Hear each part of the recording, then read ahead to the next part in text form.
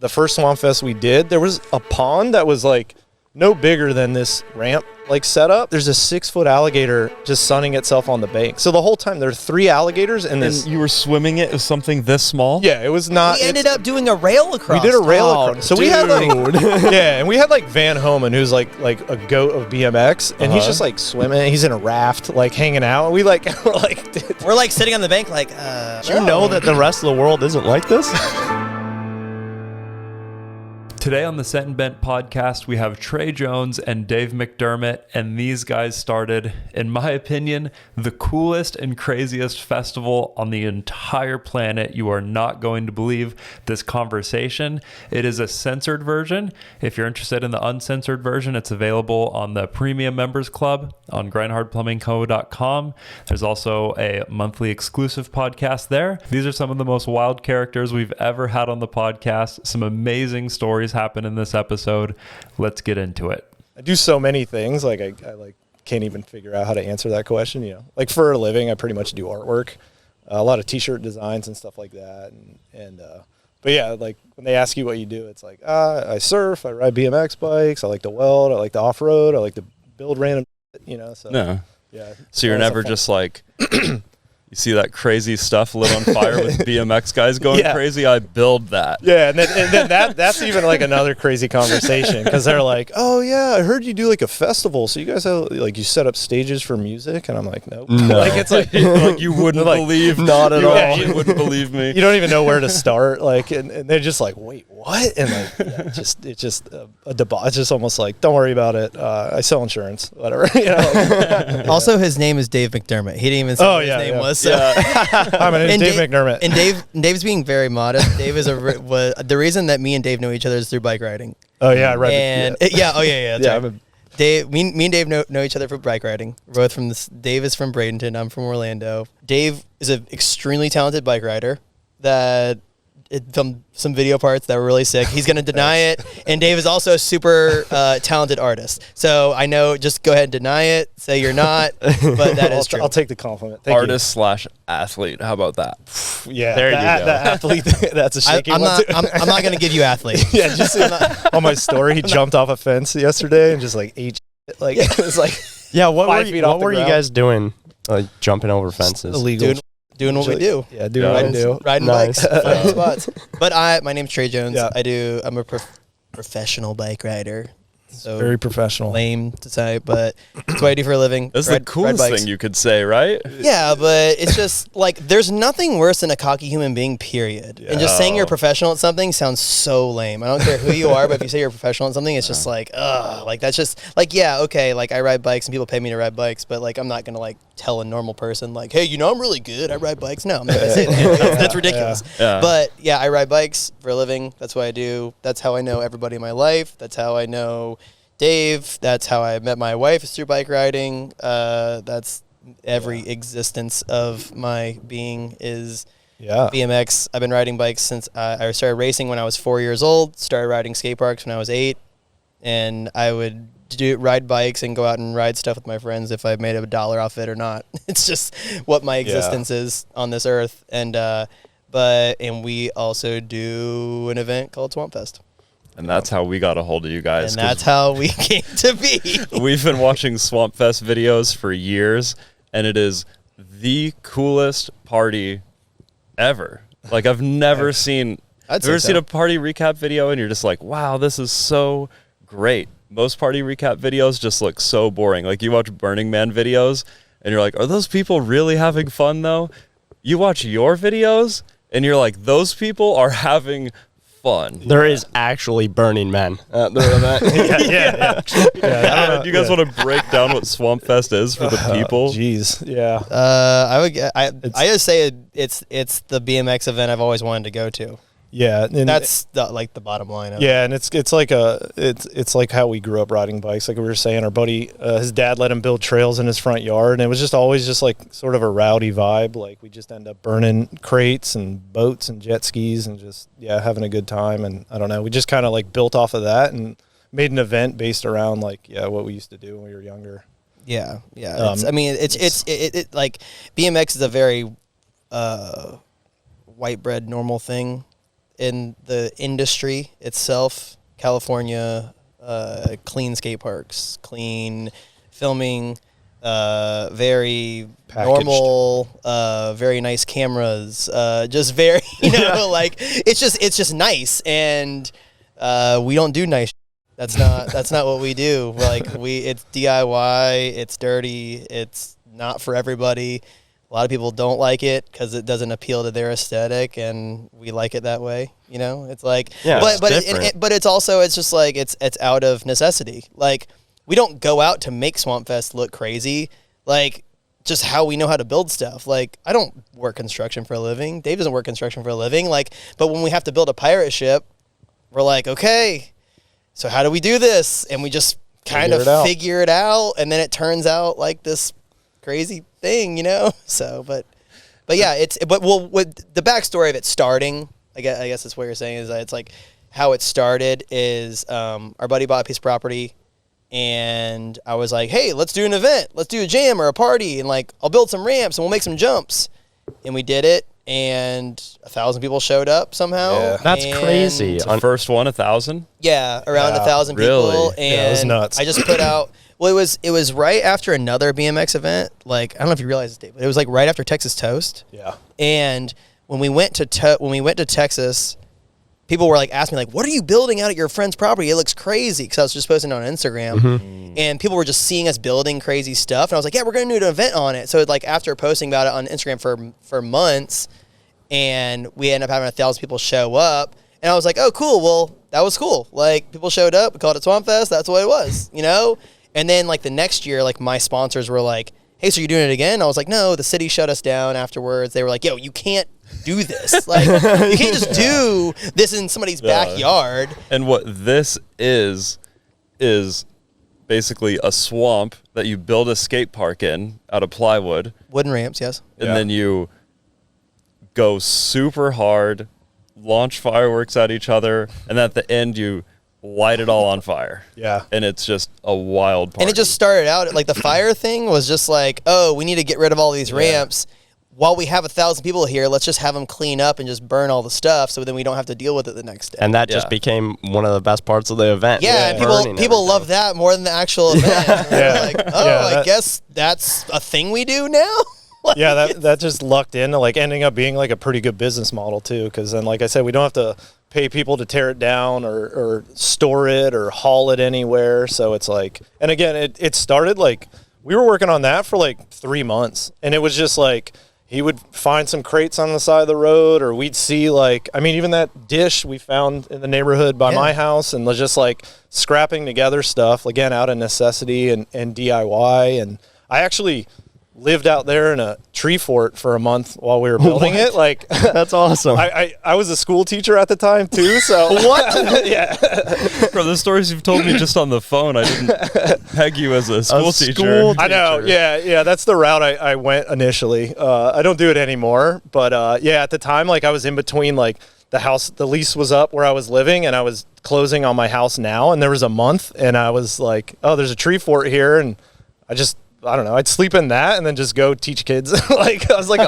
living in a tree. That is awesome. That is was so like a nice tree house? It was. It was just it was a platform. I just put a tent on it. Oh, okay. Your guys' scale of nice treehouse? No. Yeah, no. No, it was not. You guys built It was nice a ones. platform with a tent on it. That's what it was. Yeah, and I was like, yeah, this thing's sick. And I was like, honestly, like growing up, or like before I even got like a career, I was used to like kind of living like that or sleeping in my truck. And I was like, this is gonna be the last time I can kind of, I don't know, sleep in a tent. How long did you sleep in a treehabs for? Like, it was a month. A month? Yeah. Yeah, it was just like a gap, and I was kind of like, I like that. And I was like, I know once I get my house, like, yeah, probably. Yeah. Technically won't be homeless ever again.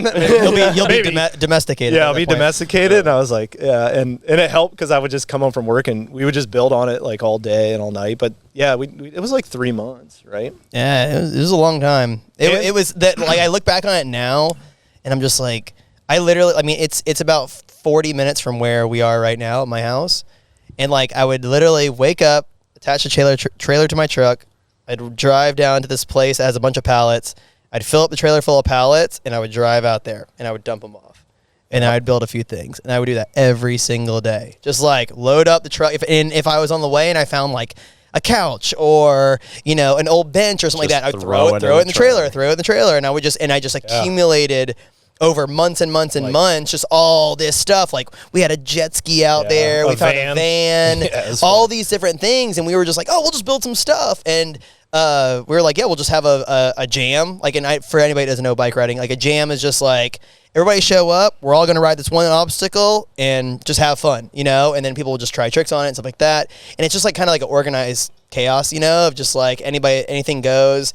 And people brought fireworks, and people. It was first one. So but it wasn't like a plan. We weren't like everybody bring fireworks so we can blow it up. It was just that kind of happened. That's just something in BMX. I mean, I'm sure it's skateboarding too, but like BMX has always been very rowdy. Like even when I was young and I'd go, they had like a UGP Roots Jam was an annual contest they have. They don't do it anymore, but we would go to that, and I'd come back, and it like not so much at the event. There'd be some fireworks, but like at the hotel where everybody was staying, it was a war zone. There were dudes with their like motorcycles in the hotel rooms, like burning out. Oh, mortars blowing up in the hotel room. Yeah, in the hotel room. I felt bad. Some dude. This is like 2003. Also. Yeah. This is like a very long time ago. Yeah, like dudes like backflipping off the roof onto some dude's van, like crushed the van in, like it's just like it's always been a thing, like blowing up, being rowdy, fireworks, like even old races, like you watch old BMX videos, they're always shooting Roman candle. I don't know, it's just like a part of the culture, I think, it's just I think it's also coming to Florida.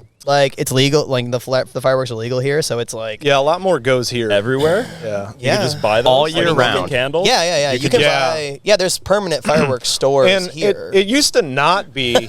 Yeah, it's a real thing. It used I don't to know if you not can do it at Bike Week, they might get pretty mad, but dude. Yeah, a lot of guns down here too, so you gotta be careful. But people, regardless, like it didn't used to be legal, but you have to go through the Carolinas to get to Florida, and it's just fireworks everywhere. So people would pick up loads of fireworks on their way to a Florida event and just light them off. I see. So somehow, fireworks have always been like a part of BMX for some reason. Wow. in Florida, that is. Yeah, in Florida, there is amazing. something about Florida that just embraces rowdiness. Do you guys know what it is? I mean, you've been multi-generational, Trey. Did you know that the rest of the world isn't like this? No, I mean, Really? I don't know. Like, I guess kind of. Like, I don't know. People ask me that too, because like I'll go places and they're like, "Is Florida as wild as they say it is?" And I'm like, "I guess everything you've heard is true." I don't know that does why. happen. I don't know why. Something I'm like, that I heard about the whole Florida man thing, like I don't know Florida how- man yeah. robs gas station naked or whatever. Like these things are in the news. I think that Florida has different laws protecting people for certain levels of crimes that they don't protect their privacy as much as in other states. oh, that could be. So I've it. heard like this crazy stuff does happen in a lot of states, but the news isn't allowed to talk about Publicize it. Yeah, I so can see this, that. like even petty crimes, the news can get a hold of that information. It's public here. They just can't say the name, which is why it's like Florida man did this. Yeah, But that's a also good theory. I think that it is extra rowdy here as well. It is extra rowdy. Yeah, I think. I don't know. But I don't know why. Yeah, I don't know how the whole Florida man thing came. Because I mean, you hear like New York City's just as crazy as here. Like there's crazy going on. But that you that go might to be a Philly. good You go to point. Philly, and it's Philly's nuts. It seems Yeah, like crazy. Philly is nuts. But it's Wild like West. for some reason nobody had like that doesn't have the reputation of being like this insane place. But for some reason here, I mean, I get it. Like there's a lot of wildlife and stuff that's Yeah, crazy, like it's- the alligators and the Gators. crocodiles, and and It's the trashy. snakes and Very trashy. stuff like that. So it's like I get it. But I mean, growing up here, I never really recognized that as like being different. I mean, even like Disney World being here, like. We would just go there on the weekends sometimes. I didn't know that people travel from like their life mission is to go here, yeah. to the theme park in Orlando. Like I had no idea. Like until I got older and everybody's like, oh yeah, I've been to Orlando, on Disney vacation. I'm like, oh, crazy. I guess a lot of people go there. Like it just didn't it didn't register. You know, Yeah, you just get acclimated to like the wildlife and swimming with alligators, and then like I live 30 miles from where they launch rockets. They send like 3 up a month now. So it's We like saw a rocket yesterday. oh, did one go up? It was Yeah, the we don't even coolest care. thing. Yeah, it was a Falcon 9 and it was a manned capsule going to the International Space Station. yeah. See, I didn't even know. And we were just on the it happens all the thing time. that launches you at 100 miles an hour. The in slingshot? Daytona. You went on a slingshot? Yeah, we that gotta show thing's him some sick. videos. That was crazy. I thought it was going to be like I don't know. I don't get scared from roller coasters or anything. I was like, this is probably going to be pretty mellow. You did the one in Daytona. Yeah. It's the world's fastest one, they said. I don't know if they're just trying to get us to buy the tickets. But Dave literally said 2 days ago, no more, what'd you say? Independently owned. Dave said we can't do any more independently owned amusement rides. Yeah. Because listen to this. So iDrive. On iDrive, probably about, it was right before last Swampfest. So yeah, about a year ago. My brother and our friend Marcel and our other friend from Iceland, Bajarki, went to a ride down on International Drive near Universal and Disney. It's like a really tourist area. They have like a bunch of the slingshot rides and all that stuff. And they have a ride that's like, you sit in it and it goes up really high and then it drops, and it does like all the crazy drop stuff. Yeah. But it's not like at Disney. It's like an independently owned, thing that you can go do. So my brother and his friends go do it. They get in and they're like, man, this is pretty gnarly. And there's like a trash bag over one of these seats, like out of order. Oh, like an out of order one. They're like, oh, okay, whatever. So they go up, they do the ride. It's like super crazy, and it's of course it's like some teenage kids like working it, like okay, like yeah, put your seatbelt on. Oh wait, no, it's this one. Or yeah, put this one on. All super crazy. Yeah. So they do the ride, whatever, and that's fine. They're like, man, that was crazy. It was crazy, pretty nuts. Next week, we see a video. It is a kid on the ride. He goes up, comes down, and slides out of the ride and gets ejected to the guard gate and dies. Rocketed into the ground. Dude. When it came down and came to a stop, the kid just flew out the bottom. Yeah. This is a week later. That's crazy. They shut it down. It's gone, It's right? gone now. Yeah. They tore it. So after that, we're all like, maybe no independently owned amusement rides. Forget it. That's where you're like, I did the one in Daytona. I was like, oh, God. He probably doesn't know about the incident that happened. Yeah, we didn't know about the incident. We were surprised that there wasn't a long line for this. There was no one. There wasn't a line, actually. It's like all rusty. I was about to say it's on the beach. It's a salt water. That's all rusty. That one has been there a long time, so maybe that one's kind of tried and true. Seemed kind of nice. He gets rocketed into the water. Yeah, yeah. At least you might just shoot out into the water. Then you're in a cage, like, no, hell no. Oh, you guys have to try. It's like, really fun. I'm good. It was so bizarre because we were, all right, we're here for Bike Week. Like, let's go check that out. We looked it up, like, where to go. And it was like Main Street. And we're like, okay, that's 3 miles away. So we're walking there, and then we just see people launching into the moon, and we were like, we kind of have to try that. Yeah. And so we roll up, and then we sit in the little seat, and the guy's like, yeah, this is the fastest one in the world. We're like, the fastest what? Are there more of these? Yeah. Like, it's like bungee cables. Yeah, they're bungees. And a little 2 racing seats. Yeah, 2 racing streets with seat belts, and they just shoot you 390 feet up in the air. You guys need to make one. Oh, you guys should make one. We should make the redneck That version. would be sick. That'd be awesome. Yeah. Like out of trees, like 2 trees, just yoink. Yeah. Oh, man. Well, then I found videos online after that happened of slingshots breaking. Like the bungee snapping on them. There's a bunch of those videos. Man, we should have talked to you guys before we went to Daytona. We could have ended up in a bad situation. No, you're good. You pulled it. So yeah. It's geared towards tourism from Idaho, definitely. Yeah. Oh yeah. Yeah. I'd say so. They're like the guy from Idaho that has absolutely no idea what's going on. He's definitely gonna. Yeah. The people that are from here are like, no, I would never do that. We're gonna get his $60.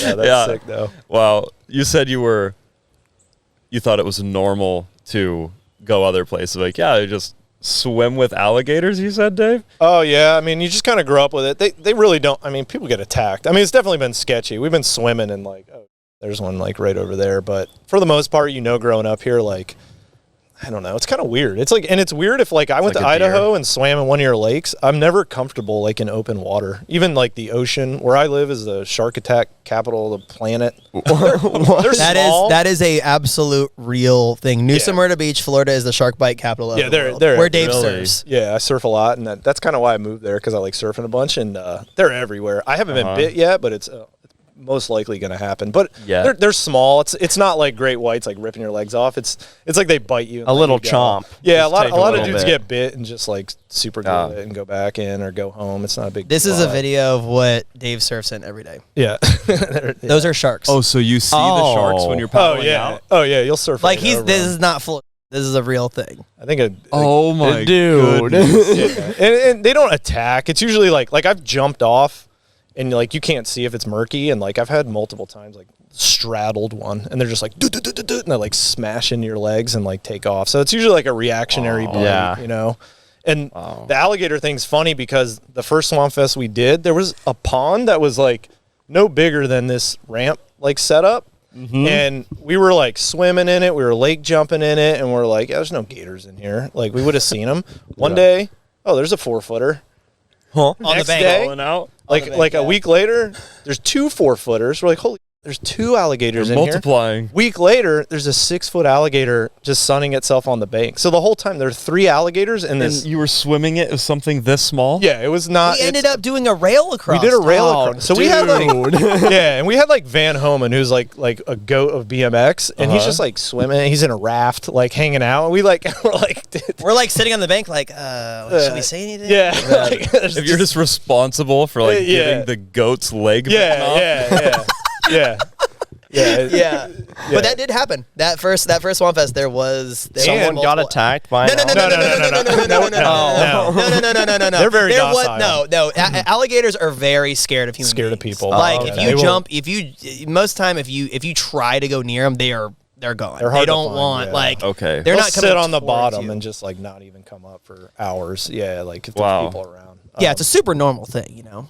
Yeah, well, we tried to Normal. we tried to catch it, and we had a treble hook on a line, and we were trying to like drag for it, and my buddy was out there doing it, and the line was kind of short, and I was like, he almost like lost it, the line, and I was like, yeah, tie it to your belt loop, that way you don't lose it. And he hooked it and started pulling it up, and it started pulling him in, and because it was on his pants, it started like dragging him down the bank into the water until we Imagine could getting get it attacked off by an of him. alligator with no pants on. It's like getting caught with your pants down on the most Yeah. extreme level. Yeah, that's how you're like, I knew this is how I'd die. Like, butt naked, getting mauled by an alligator. Oh man. But yeah, You ever like break into places to ride and there's just a gator there? Like, is that ever an issue? I mean, there's got to be water. I mean, Yeah, I mean it's you don't see them as often as you would assume. Okay. Like I mean They are it's elusive. it's you definitely are like cautious of it, that like, okay, every water could have alligators in it, because they do pop up in random places where it's Yep. like they'll just be in somebody's yard and you're like, what, there's an alligator around here? Like, Yeah. so you're definitely like cautious of it, but you don't, I mean, it's just a risk. I don't know. You know, when you Yeah. go swim, like, I don't know. We but lake no, jump. we've definitely ridden places where we've seen an alligator before. Like, I mean, Uh-huh. we went down to Fort Myers and rode, and we camped in like this little park. Oh, yeah, And yeah. when, like, you know, our buddy Marcel was like, I'm gonna put my tent right on the edge of the water. We were like, oh yeah, whatever. And he's like, actually, I'm gonna put it back here. We woke up in the morning, there was just literally 7 o'clock in the big. morning, alligator right on the bank, right where his tent like- was, yeah. like as far from like was like me 8 to like foot. those pumpkins back It was a there. big boy, too. Like right there, we were like, "Oh my god, I guess there was one here the whole time." So it's like it does happen, Yeah. but it is not. Like I said, they're scared of people. They hear your voice, they're underwater. They don't Wow. they don't want anything to do. So it's more like the media just making them. no, I mean they definitely kill people, but it's not. It's Yeah, not yeah. like it's a very. They play it's it not, down so much. No, like I mean, alligators definitely are gnarly, and you do not mess with them. But Yeah. they are not like, you're not walking your water, and they're just like coming out, Yeah. and just like grabbing people. Okay. Yeah. There You are know, aggressive ones here and there. It's usually like when they're mating or they have Yeah. young, but yeah, for the most Okay. part, like they're not sure. they're not actively hunting people constantly. You know, Okay. I think they're opportunistic, but How much longer are you guys in Orlando? We don't know. One-way ticket. We got a one-way ticket. way. You have to go to Gatorland. Yeah, Gatorland is like, Gatorland? yeah, Oh, no, yeah. for real. It's like a alligator sanctuary that our buddies like are that work there. Really? I can tell them, they'll get you in, and like you can feed alligators and stuff like that for sure. Yeah. Oh, dude, can we please go? I've never seen an alligator. in my Absolutely. life. Oh, yeah. Oh, we should dude, do that. yeah, for sure. Wow. You have to go. You have Okay, to go. I'm down. Yeah. Sold. Sold. Yeah. I'm Yeah. trying to get the order of events of your first Swampfest story right with this alligator pond. oh yeah. So the pond, for the people just listening, is what, 30 by 40-ish? yeah, maybe pretty a little small. bit bigger, but Okay. yeah, it's pretty small You for. knew there were these 3 big alligators in there, and Yeah. then you built the rail and encouraged people to grind it? yeah, It's even gnarlier. I don't know at if I that want to point. admit to that. yeah. I think at that time it was like we knew the 4-footers were in there, and they're not really a threat. Like, okay. So they're you not could going to just do grind much. right over those But guys. then the speculation was the 6-footer, and then eventually we did see it, but that wasn't confirmed at the time. So Yeah. the little ones, yeah, they're not a big deal. I mean, Okay. like I said, like an iguana you have or 1,000 people like on the edge of water, and like Yeah. They're just gonna They stay not- down they there. want it's nothing not, to do with like it. they don't They're want terrified. nothing to do. Okay. with Yeah, they're human terrified. beings. Like it was enough of we weren't concerned. Yeah, and there wasn't like people actively swimming the whole time, you know. Yeah, you just fall in. You'd and- fall in and get Yeah, up, and it was okay. kind of shallow in that spot. It was like right across the middle, you know. So There were people actively swimming. not too. the There's whole like one time. or I two. love Yeah, that. A few people. Well, Yeah. if you guys come visit us in Idaho and there's a bear in the water, you do not want to swim in that Yeah, I water. bet. Just throwing that out You there. guys have grizzlies up there? Yeah. Yes. Oh my god. A lot. We only Yeah. have black bears Yeah, down black- here. yeah. Okay. There's Black some bears are cats. kind of pushovers. Black bears Yeah. are nice. Yeah. I worked at this restaurant. It was my very first job, and bears just lived in the dumpster. So we'd kind of run out there with a stick, lift it up real quick, and step back, and then see if there was a bear currently in there, because you wouldn't want to throw trash on top of it and make it mad. And these were black bears still, but they were kind of freaky because they really were protective of their dumpster. So we Yeah. would just like kind of poke it up with the stick, throw in the trash, and just run. And one time there was this new kid, and he wasn't from Idaho. I forget where he was from, but definitely never seen a bear before. And I knew the bear was there that night. And I was like, hey, Danny, let's go take out the trash. I'll show you the ropes, you know? And I didn't tell him about the bear. We lift the lid, and this black bear just pops up his head, puts a paw on the edge of the dumpster, and he's like, "Ruh." And the kid I turned around to, like, you know, see him laughing or whatever. And he was just sprinting on, back to the restaurant, and I don't think he ever came back. It was his first and last day of work. Oh my god. I was like, okay, I feel kind of bad now. Like, I thought it was funny, but I guess it's not funny to the right person. That's amazing. Yeah, we actually have a lot of black bears in this area, not too far. Like Wekiva, they're like a nuisance. But they all love trash. There's big raccoons, really. Yeah, they'll get Oh. into your car. They'll Yep. they'll destroy Yeah. things. Yeah. Yeah. So after the first Swampfest and the marshals kick you out. Who said you couldn't do it? So the city of Geneva, which is where we did it at, they contacted our buddy Jeff that it was his property, and they were just like, "We know what you guys did this weekend. You can never do that ever again. Like, you 'Cause guys pulled it's- it off. We're not going Oh. to fine you, whatever. Like, but you just can never do that ever again." Was it We were like okay. residential zoned property? It was, or? it was. Well, I mean, it was 5 acres that we did it on. It's county. Geneva's pretty out there. It is. I mean, it was definitely out there in the sticks, but it's like there were neighbors. It was crazy. So I was like, okay, cool. Well, 1,000 people on that small of land. yeah. Well, thank God the neighbor let us park cars on his property. Yeah. Too. Oh, Yeah. Yeah, Yeah, one of the like, neighbors was like, there was a real few cool. neighbors that were cool and down with it, and he let us park cars at his property. So we had like probably another 10 to 15 acres that we could park cars at. I mean, we definitely didn't intend. We didn't know our ass from a hole in the ground. We didn't know like what was Yeah. going on at all. You know, like we were just kind of going for it, and it like somehow worked and got pulled off, and it happened. You know, Yeah. and it was one of those things where it's like when it was done, I was like, all right, cool, it's done. You know, like everybody goes back to their normal life. Like that's, you know. and was that the It plan happened, you know? from the beginning? Were you like, we're gonna do all this work, build all these awesome ramps, and then we're gonna destroy them in a day? I guess so. It was much. like we were just thinking about the experience of the day, like how awesome it would be to build this stuff and have people come out. Yeah, you know? just- and that's it. Like there was no foresight past that. It was, And it a was lot of just- other people thought it was awesome too. Yeah. obviously. Yeah, And- and then it was John Paul that approached you Yeah, about- I mean, it was one of my sponsors. He owns the Shadow Conspiracy. This guy named Ron Bonner. That's a local around here. He did the event that Dave was talking about earlier in the early 2000s. Yeah. He hosted it in the early 2000s, and but it got to the point where it didn't financially make sense. It was called the Roots Jam, and it got to the point where he couldn't do it anymore. And he now owns the brand that I ride for. And he was like, "Hey man, you should really try to do another one of those Swampfest. Like that was really awesome. I think people were really stoked on it." And I was like, "Well, I don't know what to do, you know? Like they shut us down out at Jeff's, and I can't work on something for 3-4 months like I did before. It was too much work. I was just like, I don't know if I could, I don't know if I could financially do it or mentally do it. It was so much." And he was like, "Well, you gotta get sponsors. Like that's how it works. Like And a you venue. get you gotta find a place, you rent the venue. you get sponsors. Sponsors give you money, and that's how you can build the course and pay people, Dave to do the art. Like, that's how you can that's how the business side of it works. And I was like, oh, like, you think people would actually do that?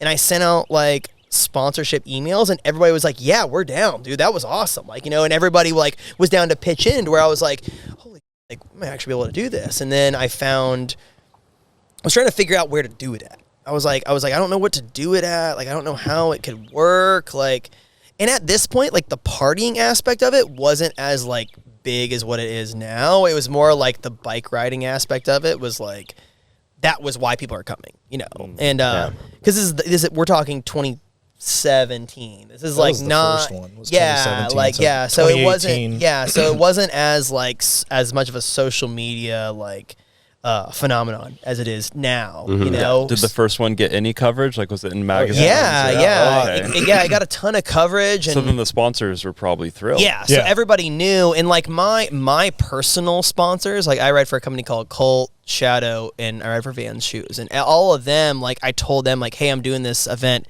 This is the first one. I'm doing this event. Can you guys help me in any way? And every brand was like, yeah, we'll give you $500. I was like, all right, cool. So I had like enough to where like I could buy like a few little things, like I paid for like some porta potties and like a few things like that, but it wasn't enough to like sustain, But then the next year, I had a lot of help from older bike riders in the scene, like Ronnie, this other guy named John Paul Rogers, and like guys that knew the industry more side of it, because I was just a rider at that point. Like I didn't know anything about industry at all, and they were like, look, this is what you need to do. You need to offer sponsorship packages. This is how much you could charge. This is, you need to get a venue. Maybe do like a motocross park. That seems like kind of, and I was like, okay, like, and I found this motocross park called Central Florida Motorsports out in Astatula, which is just like probably like 45 minutes outside of Orlando. And I went there with John Paul and Ronnie, and I was like, hey, like, I do this event. We're going to build some ramps and make some dirt jumps. We'll do this, and the guy was like, yeah, sounds cool. I've never done anything like that. Like, let's do it. And I was like, dang. Oh, wow. That's awesome. I got a venue. Like, and it worked out. I didn't even rent equipment. Like, we didn't even have a skid steer. We didn't have anything. Like, they just happened to have like a tractor on site that was like, oh, we can use this thing to build stuff. Yeah. And I love those kind of guys. That is so cool. Yeah, those kind of guys are just like, yeah, man, just let's go. Let's use a tractor, make it jump. Yeah, we were like, oh my God, we don't have to dig stuff by hand. We can use the machine. This is insane. And it worked. And then we had like, I think it was like maybe 1,300 people that first legitimate year. And it was like, wow, that like, that's awesome. Worked. Yeah. Like that kind of worked, where I was like, all right, let's do it again. And then we did it the next year, and it got up to be like 1,800 people. And I was like, that was 2019. And it was like, that was the year that was like, it was really gaining attraction or gaining traction. I mean, like Monster sponsored that year. We did a Vans shoe. Like we did like all these things where I was like, oh, you did a shoe based on yeah. Swampfest? So we did like I said, I ride for Vans, and they were kind of like, their deal was like, hey, we should do like a collab shoe where like we'll let Dave, like, and Dave has done all the artwork for Swampfest from the beginning. Like he did like the very first flyer, and then he's done every flyer since. And then when we got to do the shoe, Dave was like, I was like, Dave, you want to design a shoe? Like, and I was like, let's do something. Awesome. I was like, let's do something crazy. Like, what could we do? Like, let's do a slip on, and then what could we do with it? Like, that's like Florida, and like that's also the other thing is that the event just started getting themed Around Florida. off of Florida and just what we do. Like we didn't have like a branding meeting where we're like, okay, the image of this brand is going to be da-da-da-da. This is going to be our logo. This is going to be the colors that we use. It was just like, very organic. Hey, what are we all into? Oh, alligators. That would be sick. Can we make a shoe look like an alligator? And Dave's like, I think I could do it. We were like looking at the shoe and how it's like a shape of alligator head. And Dave made a Swampfest shoe, and he made it literally look like an alligator, and like we sold out of them like instantly. Yeah, and cool. I was like, holy dude, that's crazy. Like, this is all just stuff just happening. Yeah. Like That's it's the not. best It's not stuff, like the best though. way Yeah. for it to If Yeah. you force it, you can't force art. Like No. you Yeah. said, we made this festival because it's the one we wanted to go to. Exactly. Yeah. That is like, always when you make the best art. It's like if it's for the right reasons, like it definitely it pans out. It seems like more of a long game, but like it's like no shortcuts, no selling out, like doing it the way you want to do it for the right reasons, like not to make money or anything like that. And then you it's know? just real. At the end of the day, it's a Exactly. real product. And that translates. That's like the long way of going about like making Yeah. something, but like most Yeah. people don't want to always do that. I mean, yeah, but- it's like the business model of it has been terrible. That it's like, it took We it don't know took what this the hell we're long and that we spend $35,000, $40,000 on a course, and then we light it on fire, and Yeah. then it's all done. And it's like, wow, that's a great business model that you don't reuse anything, and then it costs a ton of money, and it's like but it's like if we didn't do that, it wouldn't be what it is. Yeah, Where it's that's like, the like it experience. doesn't. A lot of the stuff we do, or how we build it, or what we build, it might not make sense, but that's what makes the thing the thing. Like that's what makes it Swampfest. You know what I mean? And now it's to this point where it's like, Jesus, I mean, it's this monster of an event where it's like now I'm starting to see people that, like you guys, that you didn't know me, but you knew what the event was. And that's like a whole new genre of people that people outside of bike riding are knowing what it is. And I didn't plan for that. I didn't try to make that happen. We're just here. And it just kind of happened, and we're like, okay, cool. I mean, like, Just like constantly evolving, and the even like the crate, like we always use like crates and like rig stuff up, and then we kind of figured like it almost took more time to like find that many pallets, and as it grew, it wasn't like practical anymore to go around gathering like thousands of pallets. Yeah, it's time. and then just you get have to some take wood. them apart, and that's another like. Well, we usually just bulldoze them. Oh, you just bull the you mean pallets. building them? Yeah. No, we actually got real good at like making transitions by like that's learning sick. how to stack them and just like using You them just, for like, screw flats. 'em You into just each other screw to- them Yeah. together. Yeah, Okay, yeah. that's awesome. so you But have then- like if you have like a wall like this, and you Uh-huh. lay one pallet like this, and then you put another one here and another one here, and then you just sheet it. and then you Oh. sheet it. And it kind And of then like, it makes a transition. That's Wow. like kind of like the rigged up way of like when you go behind a Walmart, you're like, hey, we found some pallets, and you Yeah. kind of like make a quarter pipe out of it. Yeah. And that's it. Like, but it's like the free. Yeah. So free you way guys to do build it. the skeleton and then overlay. Yeah, plywood. and then we put plywood over top of Okay. it. But like Dave Yeah. is saying that like it got to a point where like I was like, we need 2,000 pallets. Yeah, it like it's wasn't gonna literally cost efficient. us money to get this. They Yeah. break. Then you have 1,000 people ride it. They destroy it. Then it gets destroyed. Like we kind of learned like, oh man, this doesn't like work. Like it doesn't work really well. But then we started learning, well, if we make anything out of dirt, that's free, and then we can just coat it in plywood. And then we're instead of like making a whole scaffolding and all this stuff and making a deck like this, Yeah. we just filled it full of dirt and put plywood over top of it. And I'm like, that's way easier. less material. It's less material, and now we Yeah. have like a lot of machines that like works really well. So we just kind of yeah, redneck ingenuity figured out how to rig it up in a better way, kind of like what you That's guys the best do. kind of way. Best way to do it. Yeah, it's out of necessity and like, Yeah. growing up not having any money, you're gonna go snatch some pallets and make what you need to make to Yeah. But when do it what you gets gotta to the do. scale you guys are now, you Well, can't just go grab. You can't do that, and then also like the money came with the scale, so we were able to purchase actual materials like sheets of plywood and 2x4s, which is also funny because now instead of burning a bunch of old junk, we're burning 40 grand worth of Nice plywood. brand new. Like I'll go to like Home Depot and I'll so put in like a lumber package. They're like, man, what are you guys doing with this stuff? I'm like, we're lighting it on fire. And they're like, Like, you building a house? that's funny. And I'm like, no, I'm serious. And they're like, oh. Like, Wow. I just give them Yeah. no context like at all. Florida Just, like, is different. they're like, Yeah. or people like they'll get like mad, like they'll comment on my Instagram and be like, you guys are gonna light all that good wood on fire, that could go to a good place. And I'm like, I'm telling everybody right now, if you want to show up to Swampfest and take anything that you want in the back of a truck, you're more than glad to. There's no possible way you'll be able to. Good luck. yeah. Like, cause we've learned to like build everything for a one-time use. We use particle board, 2x4s, nothing pressure treated. It's the cheapest route that you can possibly go to get the most bang for your buck versus like real plywood and pressure treated 2x6 and all these things. So we've kind of learned like how to get the most bang for our buck as far as like, and also like at the end of the day, as long as people are having fun on it and it's like makes the most sense to build it, and it just has to last for 2 days. That's 2 it. days. That's it. Yeah. 2 days. Yeah. I really like that aspect of it. Ethan, who's on the channel with us, he's the one who built the tree houses that you see like on our Instagram those are and in the sick. background. Yeah, So that's sick. awesome. And the way he talks about it is great because it's like it's only going to be there for a finite amount of time. So it's like a piece of art that you have to appreciate before that tree falls over or dies. 100%. Because then the whole house is going to come crashing down and he's going to have a sad bonfire, Exactly, yeah. And it's so cool. Like everyone that experiences it and goes up in the tree houses and all the stories we have and our friends have of like parties in the tree house and stuff. Like it's extra special just knowing that it's going to be gone someday. It's gonna be gone, yeah. And then I imagine at Swampfest, you're hitting these sick ramps and like, I want to get into what you guys built this year because that is the craziest thing I've ever seen. But you appreciate it. It's like we get to ride this for 2 days. Yeah, Literally. Yeah. We got to ride this for 2 days, and then it's never going to be ridden again. Like you get a hit famous the nail on spot the head. downtown. You hit the nail on the That's it. head because That's the allure. we've talked about this a bunch. Is that it's like we're on site building for a month.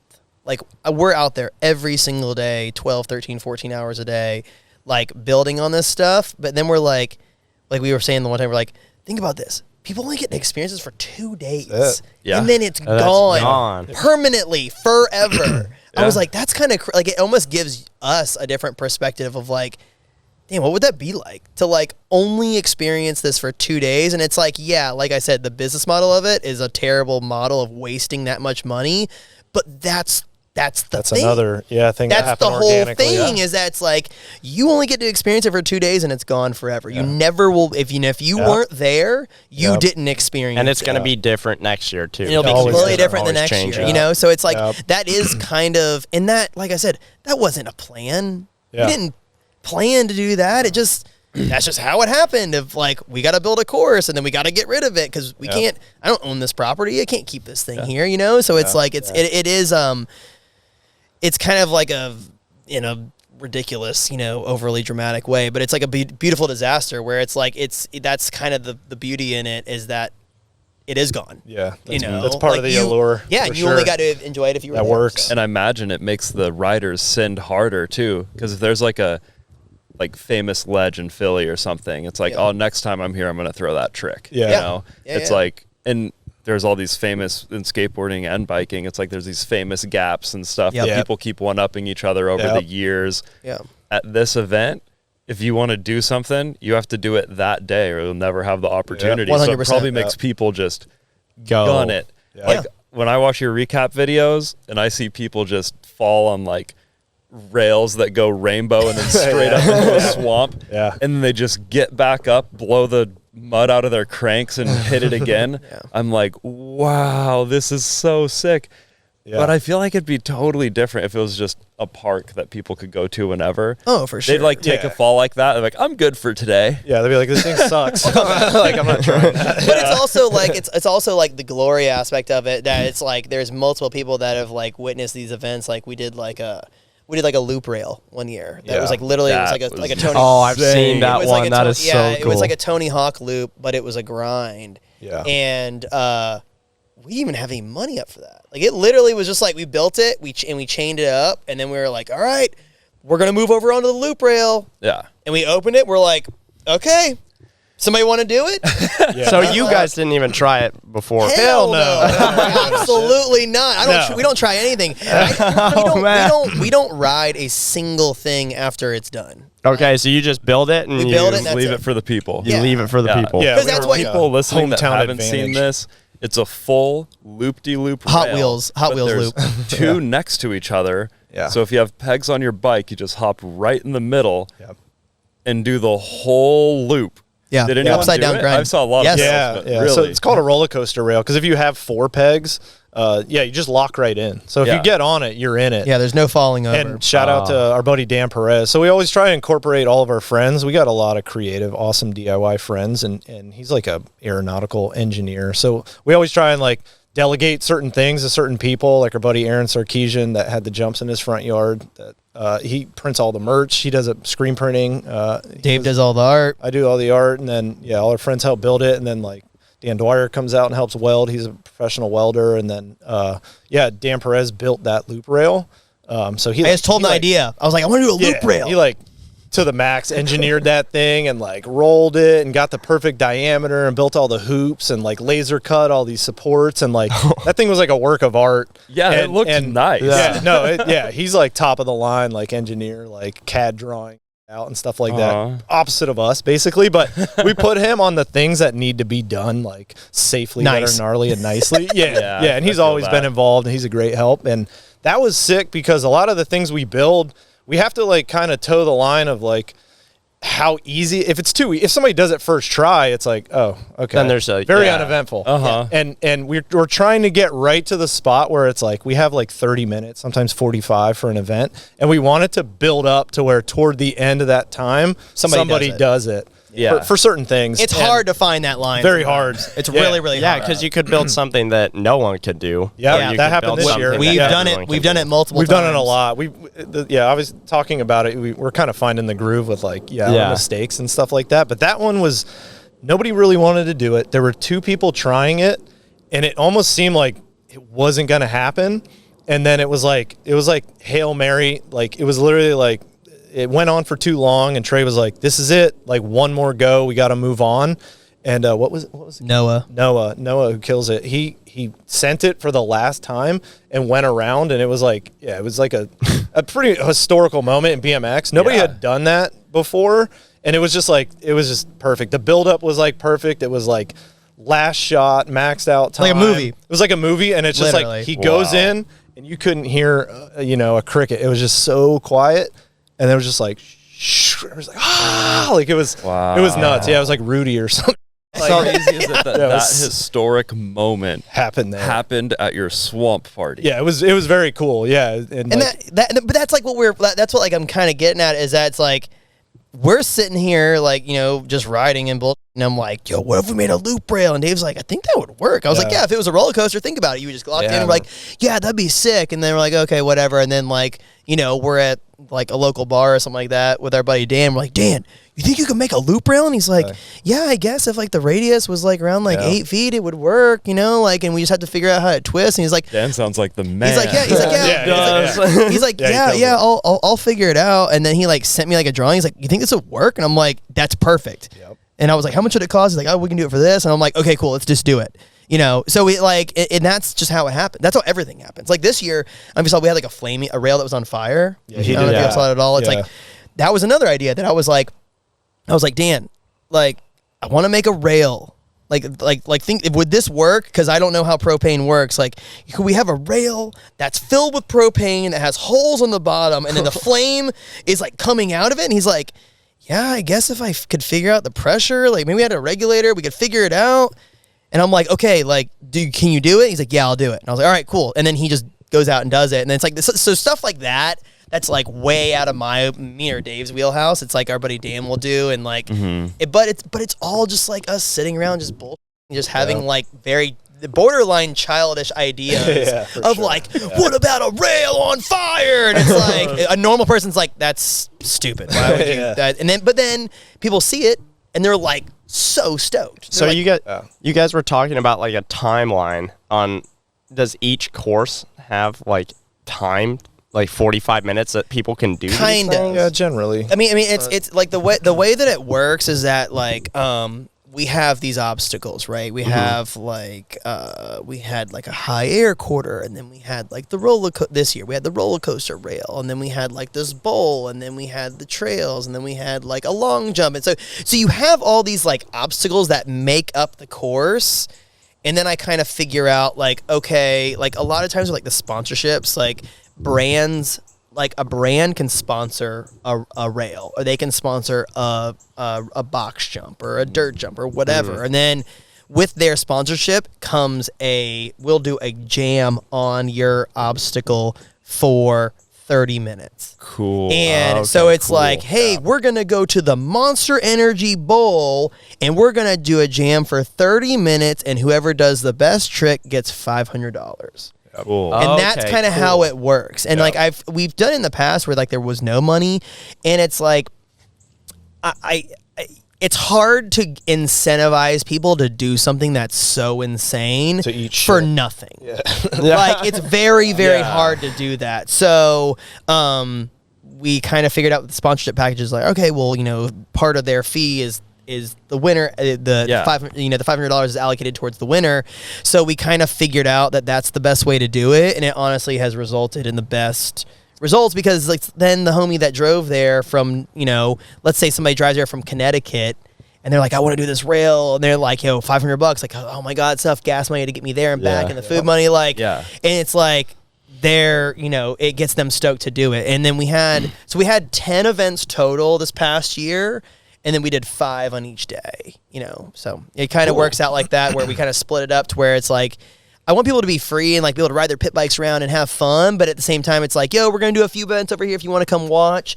But nobody's like, it's not like you're not making them watch, you know. Like if you want to go off in the woods and ride your pit bike and go find a mud hole or whatever, like that's fine. But if you want to come back to the course, we're going to be doing these events. That's cool. It adds structure, and it allows people to kind of... Yeah, and anybody can ride anything too at any time, you know, which also sets it apart from other events. Like anybody can ride the course, a spectator, a rider, a skater, anybody can come with whatever, and you're not like regulated to staying in the stands or anything like that. And you can ride with, you know, people you've looked up to or pros that you've always wanted to meet, like you're on the deck next to them. That's the best part about being in the skate park, is hyping up your friends to do something stupid, and then they do it, and you're just like, wow. Like that's the best part about this culture.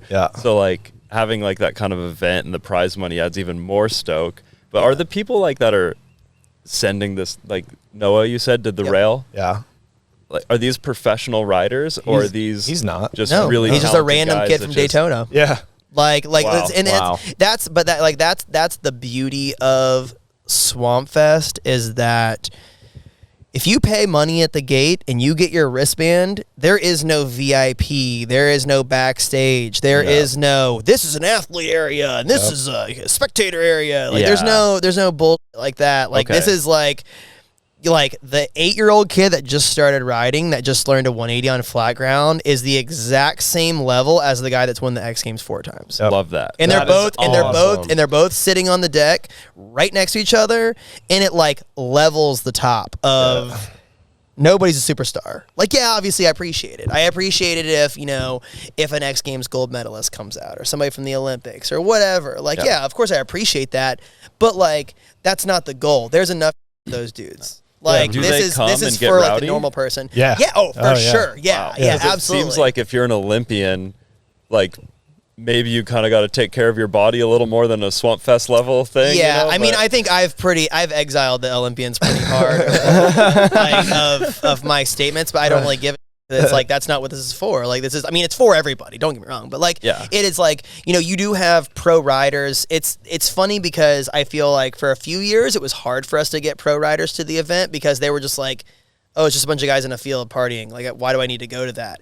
Well, now it's such a force on the internet and on everywhere else that it's like, for your sponsors, you have to be like, yo, I went to Swampfest and I did this, this, and this, and it got this many views, and I had your logo on the bike, and that gets me this, you know what I mean? So it's like, it's kind of become a force in that sense. They have to go.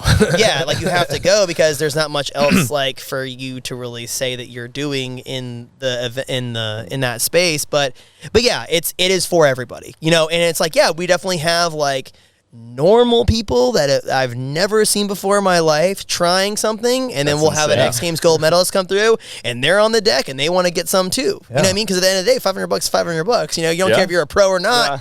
Like, you're trying to get some. You know what I mean? And it's also like, if you think that you can step to that level, like then, and you want to be on the deck with these dudes, then like go for it. Like I ain't like, I'm not like, I'm kind of letting.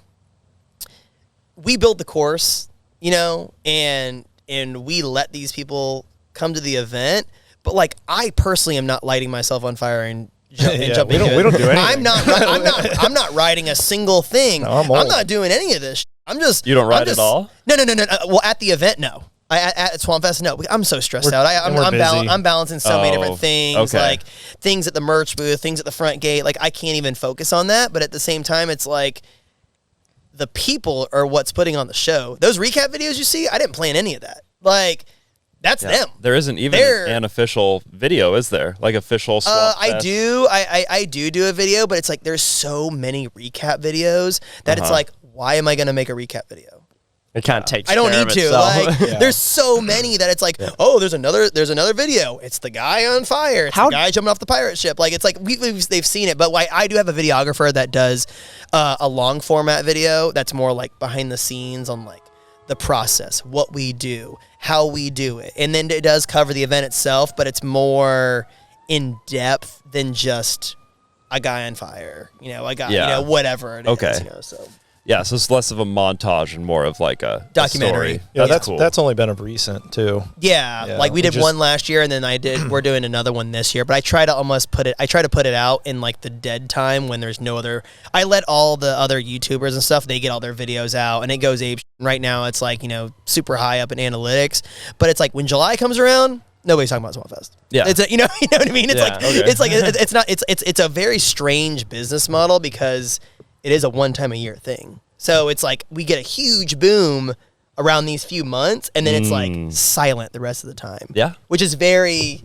I mean, I've never had another business, but it seems strange. It seems weird. The off-season. Like technically you'd want everyone talking about your business year-round, but if it's a one-year event, like as long as people are talking about it before it happens and showing up, then you're solid. And I would like to talk about this year, just some of the structures you guys built. So I don't know if Dave wanted to talk structures about is a good way. The pirate ship. I'd really like to hear because you designed it, right? I saw your drawings on Instagram. Yeah. We also we all just kind of sit around bullshit ideas, and then we're just like, what if we did? Oh, we could do a pirate ship and have it like pirate themed. And it's like that's great because we could like use the sails as branding.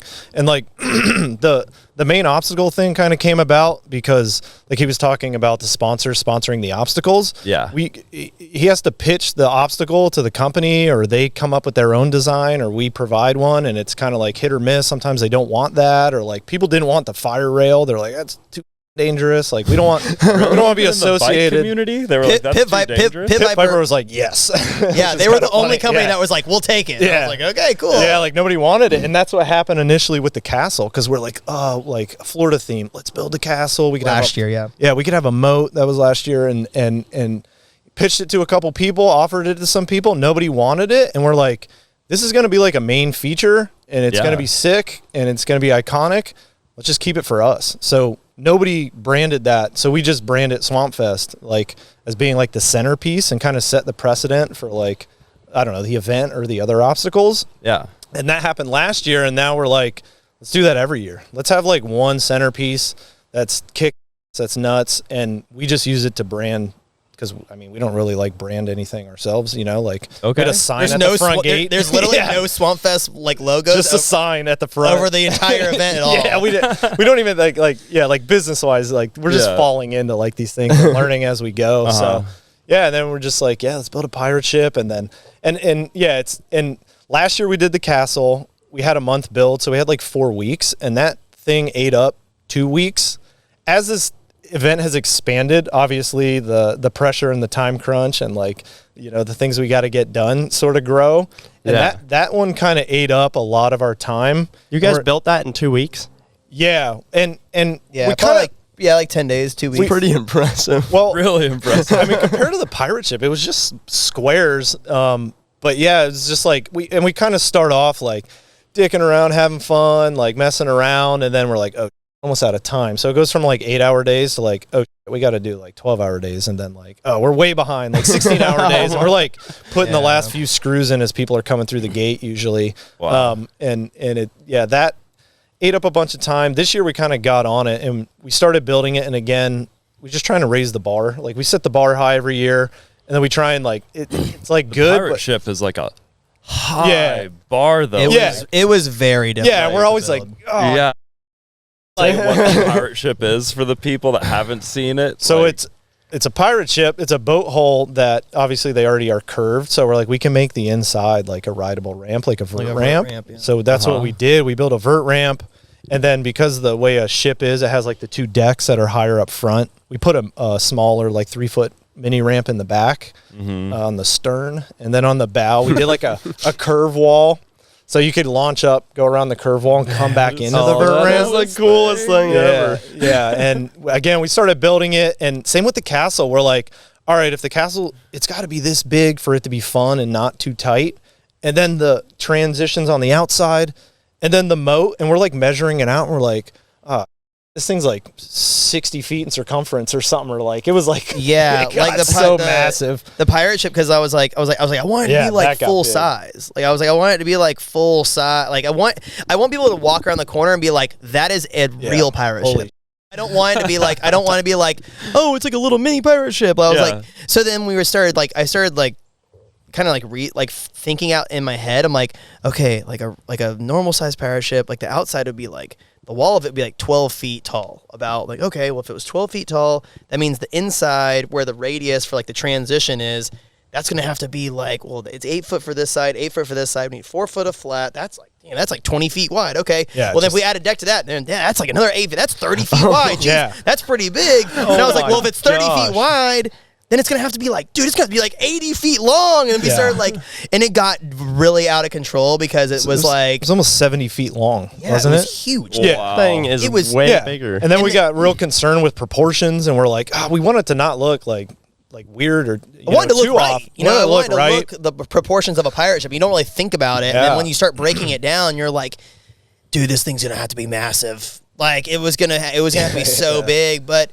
we figured it out. But it was the masts were an issue because then we got it. So it was 12. No, how high was it? It was 15 feet tall. in the middle, it was 12 feet, and then it went up to 16, and then it went to 22 feet tall in the back. And you guys even had it in a pond with jumps that go onto it. It was right on the edge of the pond because we Okay. wanted it to look like it was floating from across the Yeah. water. So we built it right on the edge to where it looked like it was floating. And then we were like, oh, we'll dig a moat around it. And it was just like, it got to the point where I was like, I'm not messing with the pirate ship anymore. Like, we had to move I'm not on. digging a moat. I was like, no, we got other do Were people like we can't- jumping off of it into the water? and on fire and while it was on fire. How many on people fire. light themselves on fire? I don't know. at Like these this is events? random people just come out and like do their own thing, and there was like 4 or 5 dudes that just like lighting themselves on So they fire. were riding bikes on fire, or they were just running around. A couple, riding bikes. Somebody launched a pit bike off a ramp into the pond on fire, and then while it was on fire, dudes were flipping off of it on fire. I don't know. Wow. So again, we they don't lit the do any whole of that. pirate boat on fire the last day.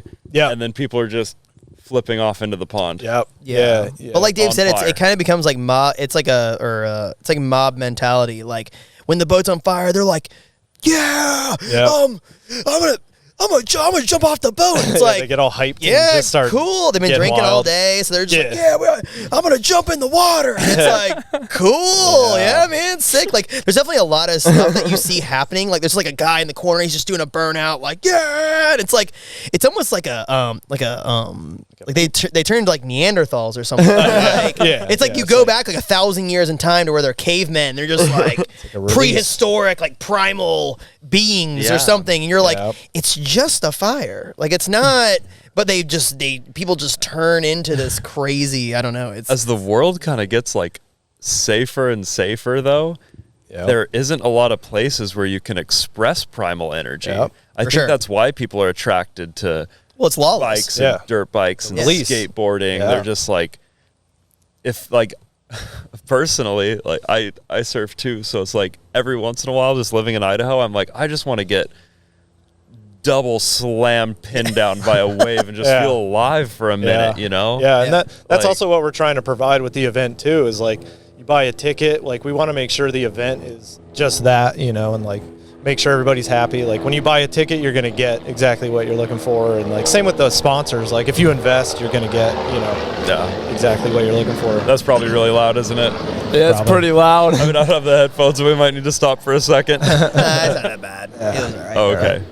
But yeah, it's like I there was some dudes from Thrasher that came to film the event, and they said it was the last frontier of freedom in America. Yeah. Wow. And I was like, yeah, like, but that's the thing is like, And that's from guys who filmed the rowdiest skate content. and I'm like, I don't like, but we weren't.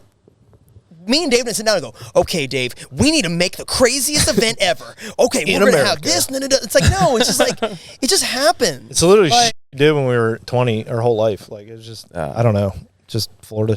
It's so special that it happens. I feel this way, like, I think Swampfest and what Cletus McFarland's doing at the Freedom Factory. Yep. Like, racing is loud and developments are getting further and further into rural areas. And, like, it's dying.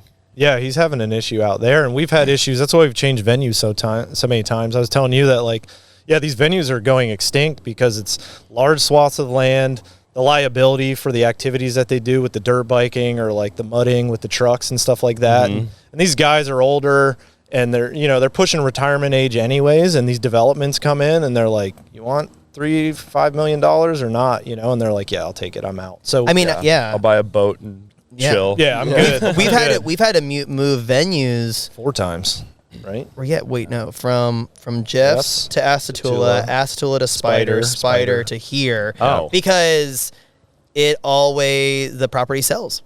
Yep. Every time. The property just gets sold to developers every time.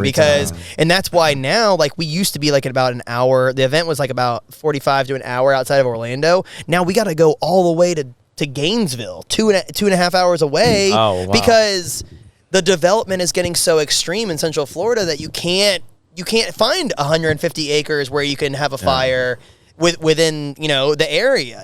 So it's getting harder. Because I'm sure this place will eventually sell, but it's like, it sucks having to move, but it's like, we know it's possible, and we know it doesn't affect the attendance.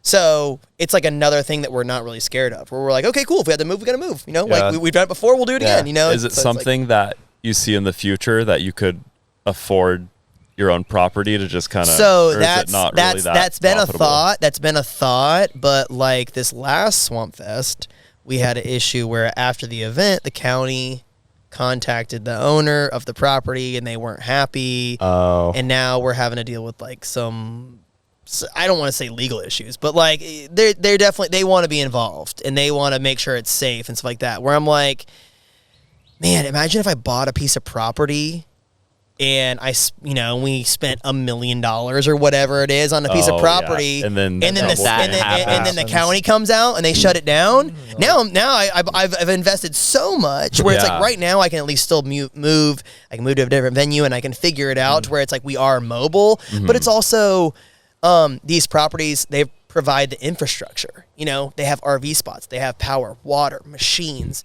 they have hotels nearby, they have gas stations, all these things that it's like, you would need double the amount of money that it would cost to have a piece of property just to do it. It's possible. I'm not saying it's not possible, and that would be a dream to own a piece of property like that and be able to do that, but it's out of my realm of what I can afford and what I can do. Like, installing 50 RV spots with power and water. I mean, dude, I don't even know where to begin on something like that. Like, we built a pirate ship, and that was the biggest thing we've ever done. Much less, you know what I mean? Like, much less do something of that caliber. So it's like, it's risky. Yeah, with getting shut down. It's just like it is so like people from the outside see Swampfest, and I'm sure that they think of it as like this big production, and it's like it's me and Dave with some drills in a field.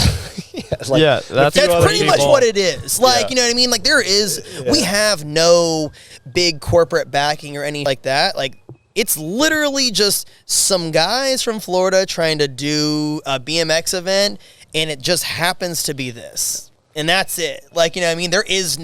We don't have marketing meetings or branding. But you still have thousands of people showing up and dozens of them lighting themselves on fire. Like, how do you deal with that liability? Like, do you have, like, insurance? Or is I definitely have, like, crazy event insurance on the facility or on signs the event everywhere. itself. Make sure there's very clear signs that say, like, once you enter past this point, you are considered a participant. Yeah. You are a participant.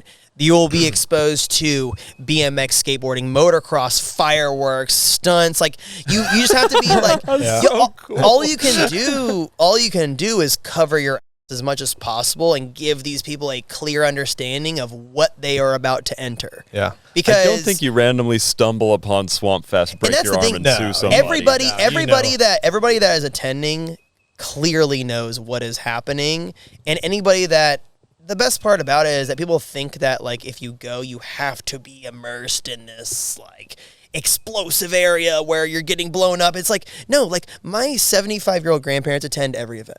Really? Because they know they show up. If it gets too crazy, they walk back to the campsite where they have their RV and they hang out and they cook some dinner and it's fine. Yeah, you can. You don't have to be like you see children and grandparents and people of all different walks of life, and if it gets to be too much, you can just take a step back. Yeah, children, man, yeah, like kids love it. Like a family event. Oh, for sure, man. Yeah, really. For some families, I guess. Absolutely. I mean, I guess when it gets too crazy, you can kind of take a step back. The way it looks on social media is just like a mob of people. But also, people aren't going to post like, "This is us walking through the night." And it's really calm. True. Nobody's going to promote that. It's obviously like the most dangerous. The crazy stuff's going on is what's going to be promoted. I'm not saying that doesn't happen. It's definitely insane. It's definitely a crazy ass event, and it gets really intense sometimes. But the event, it's 150 acres.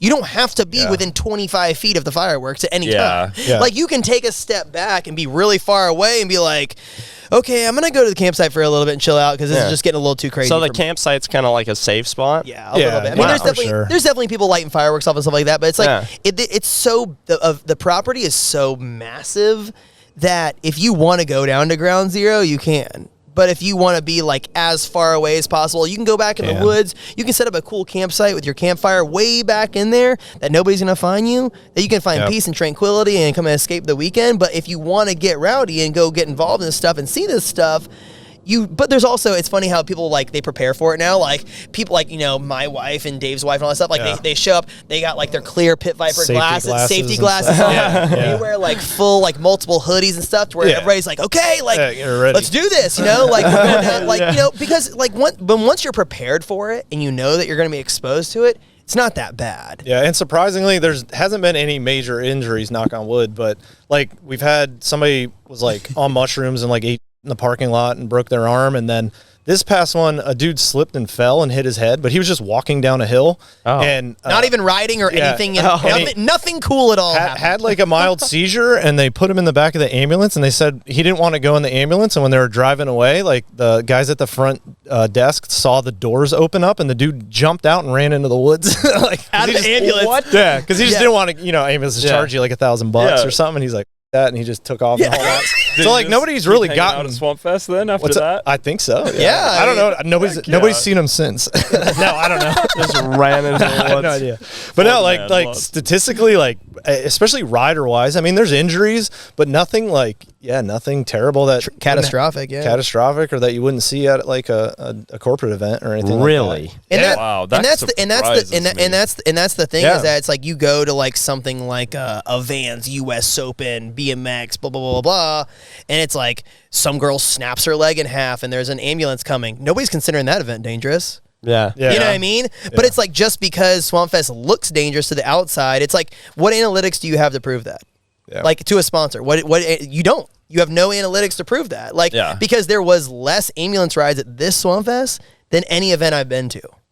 Really? Wow. Yeah, and that is a sponsor. The ramps are bigger at these bigger events? I don't know. I think there's a lot less riding happening, period, than of like these high scale events of like a guy flying 50 feet through the air doing a double backflip at like at a Olympic qualifier or something like that. You know what I mean? It's like, and I'm totally speaking out of context where like I don't know the analytics of those events either. I'm just saying that people think that it's just a war zone of bodies flying. And I'm like, I mean, if you want to look at it like that, I guess, but it's not. Like, look at the analytics of how many people went to the hospital, and it's nothing out of the norm of any other event I've ever been to. Yeah, and that's a sponsorship concern where they're like, we don't want to be involved. This thing's too dangerous. And it's like, what proof of that do you have, really? Like, there's not because, but well, it's like you said, like social media, where it's like they're like, man, everything I've seen is crazy, and it's like, yeah, there is a lot of insane that happens. Do not get me wrong. There is a lot of insane that happens, and but the it's possibility. But it's like the guy, like Crazy Mike lighting himself on fire and going in the water. He lit himself on fire. He drove 20 feet and he was in water. The man's name is Crazy Mike. Crazy Mike. Yeah. Crazy Mike's like a stunt guy that we know that's from the area that always comes out every year. down. He always comes out and he always does it. And it's like, even that's like a professional stunt guy that he knows how to light. It's like there's actually nothing dangerous happening there. Yeah, he's not like it's not like a random stranger. A random stranger got lit on fire. No, like that doesn't happen. But when you see it, it's on social media, and it just looks some random Joe lit himself on fire. Exactly. Like we had, they planned it to where when calculated. When we did the Pit Viper rail jam, like our buddy Skylar, like he was like, I'm gonna get lit on fire during the jam. We're like, oh, okay. So like everybody's riding the rail, like coming by, grind the rail, coming by, grind the rail, come by, grind the rail. Skylar rides by and he got his friend to blow fire when he went by. So he's riding by, a guy blows fire, he gets lit on fire and rides into the lake. And we're like, what just happened? A random guy got lit on fire, and it's like no, it was a stunt guy. You're not just gonna combust. So we're definitely discrediting Swampfest hugely on this about it's not as cool as what people think it is, but it's like, but when it comes down to it, it is a very family friendly event that it's awesome. Like, it's so much fun, and I didn't have a single complaint from one human being the entire weekend about anything. Yeah, every single person was like, this was the best weekend of my life. I had so much fun. This was so awesome. Like, and that's the whole premise of it. Yeah. That's the whole premise of it, is like letting people work their 9 to 5, come, escape, and enjoy the wintertime in Florida, and just ride bikes and have fun. And see just some cool watch. shit. Yeah, just spectate. Watch. You know what I mean? Like, and sit there like that's what we're gonna do next year. Dude, yeah, I mean, absolutely. you I said just there's watch people with pit bikes. Could we bring like little Barbie? Whatever you want. Bro, all your toys. We have like randomly like talking about it like becoming its own culture. Like random people show up every year, and there's like lawnmower kids that come out, and they just all have their lawnmowers. Like, hey, we had a kid try to grind this rail that we had on a lawnmower. Like, just drove down and grinded a rail, like fell into the swamp. We were like, what was? For years, a dude used to paraglide over every year. You just come in on his paraglider and just like, hey, people shoot fireworks at him. You take off like, would you let us like jump a ramp in the Absolutely. Yeah. Totally. I figured you'd try to keep the motor stuff off the ramp. No, man, we don't give a anything goes. Whatever you want. No, we have people grinding stuff. Swampfest next year, dude. Jumping the Barbie Jeep Absolutely. on the our buddy Denham Cox, he put pegs on his pit bike, and he was doing the roller coaster rail when we actually transformed it into like a down and out. Yeah, he's like, he grind like stuff. literally watch this video. You'll see a guy on a pit bike grind the rail, and then there's a guy on a lawnmower that tries to grind the rail. Yeah. Oh my gosh, that is the coolest thing. So it's literally just a free for all. Yeah, whatever. Like, yeah, that is awesome.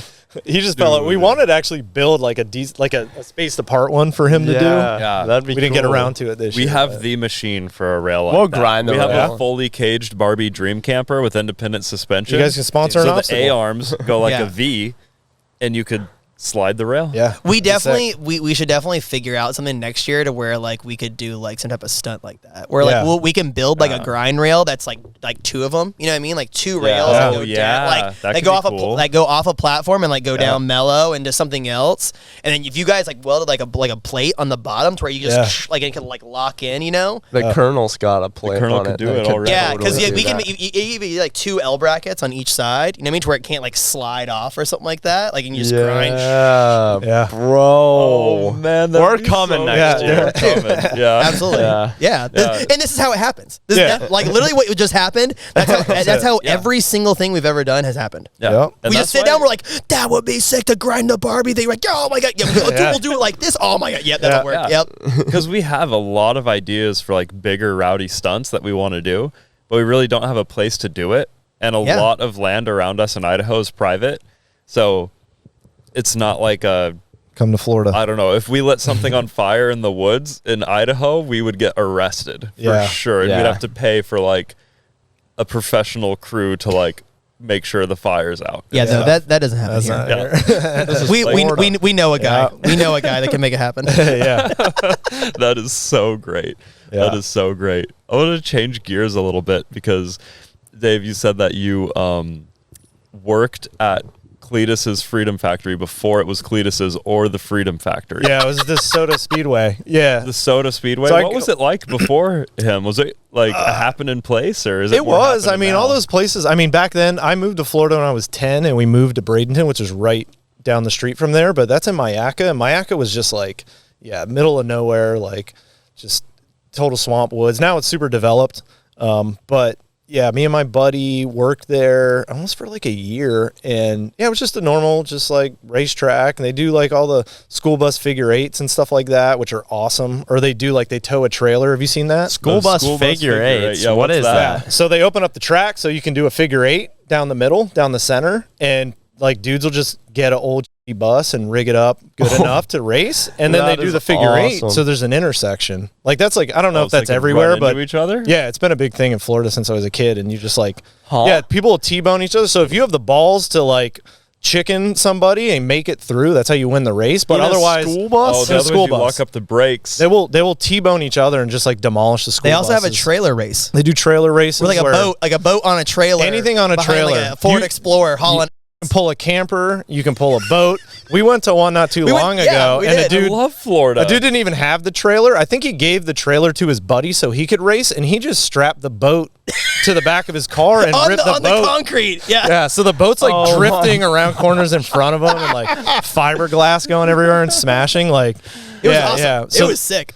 yeah, so that was just like, yeah, it was just a racetrack. I don't know, normal growing up in Florida. Me and my buddy worked at the concession stand, and I ended up getting fired because there was this mean lady that she made you like try to give her tips because she cleaned the restroom or whatever, and it was fine, but she was like real nasty to us for some reason. So we took a hot dog bun and we deep fried it and like shaped it like a piece of and we put we poured chili on it, and we went in there and we put it on the toilet seat and smeared chili everywhere just to piss her off. And Oh my god. yeah, I got canned after that. Yeah. But yeah, and then I guess it closed down. You know, financially, I guess it didn't make it. And then I saw online that he bought it, and now he's turned into. So they were just doing weird there before Cletus took over. Yeah. I mean, that was normal for here, but yeah. Dave was like, yeah, did you see that Cletus bought that thing? And I was like, yeah. He goes, I used to work there when I was a Yeah, kid. I yeah. was like, no way. Yeah, it's sick. I'm glad he did it, awesome. but now he's having issues because developers have now encroached closer to that land, and now they're telling him he has to move because it's too loud. And I What? think, yeah, I think he had like a whole thing on it. I didn't follow it too closely, but he like had to go to the courthouse in Bradenton to like plead his case. I think and he I got guess over 1,000 people to show he got up. tons in of people to person. show up, and it seemed like the councilman was like, this sucks. Like, I'm so sorry. Unfortunately, the legislation's already there, but we're going to work with you to like make sure this doesn't happen anymore. Because that's what's happening to like even the event spaces we use is just like, that's what will happen. People will move in here from other places that, are trying to get away from the way of life that they didn't like. And then they kind of They like changed the start way imposing of your it. life Yeah, back exactly. into the way they're trying to get away Exactly. And you're like, yeah, what are you doing? Like it's like a vicious cycle, but it's a problem for. It's kind of weird because it seems like the overall population isn't increasing very much right now, but the population going to rural areas is really increasing. Yeah, like hell Fort Wayne, yeah. Idaho, Moving. during the pandemic, which is 40 minutes away from us, is where Will lives. Yeah. It was the number one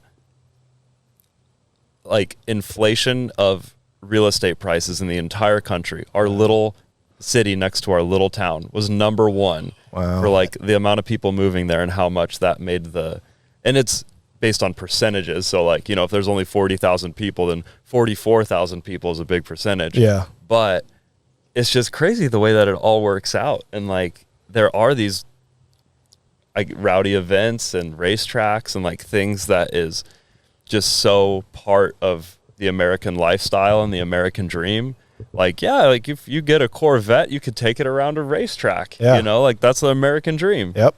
And it's like, I just hope that we don't get to a point where you just can't do that. I know. You can't The light a restrictions. BMX ramp on fire. Do you want to Yeah. live in a world that you can't light a BMX ramp on fire? No, Everyone's just worried about safety, and it's like, that's fine. If they want to worry about safety, that's on them. But That's what I mean. Yeah, like just let the people who don't worry about safety do I what know. they want to do. I know. We're it's pretty like- extreme, though. We have talked about how street racing should be legal on the podcast before. Well, yes.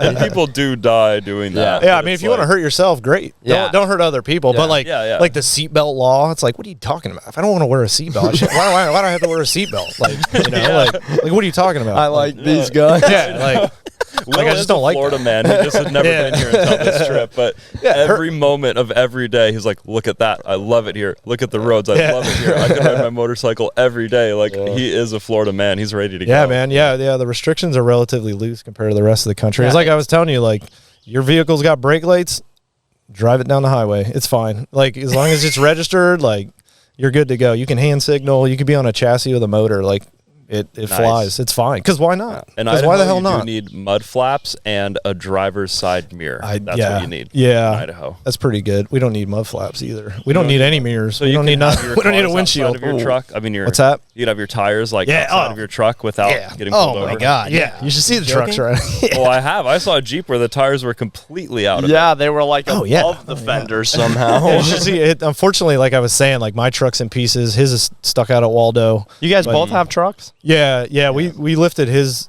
Tacoma. We put it on 44s.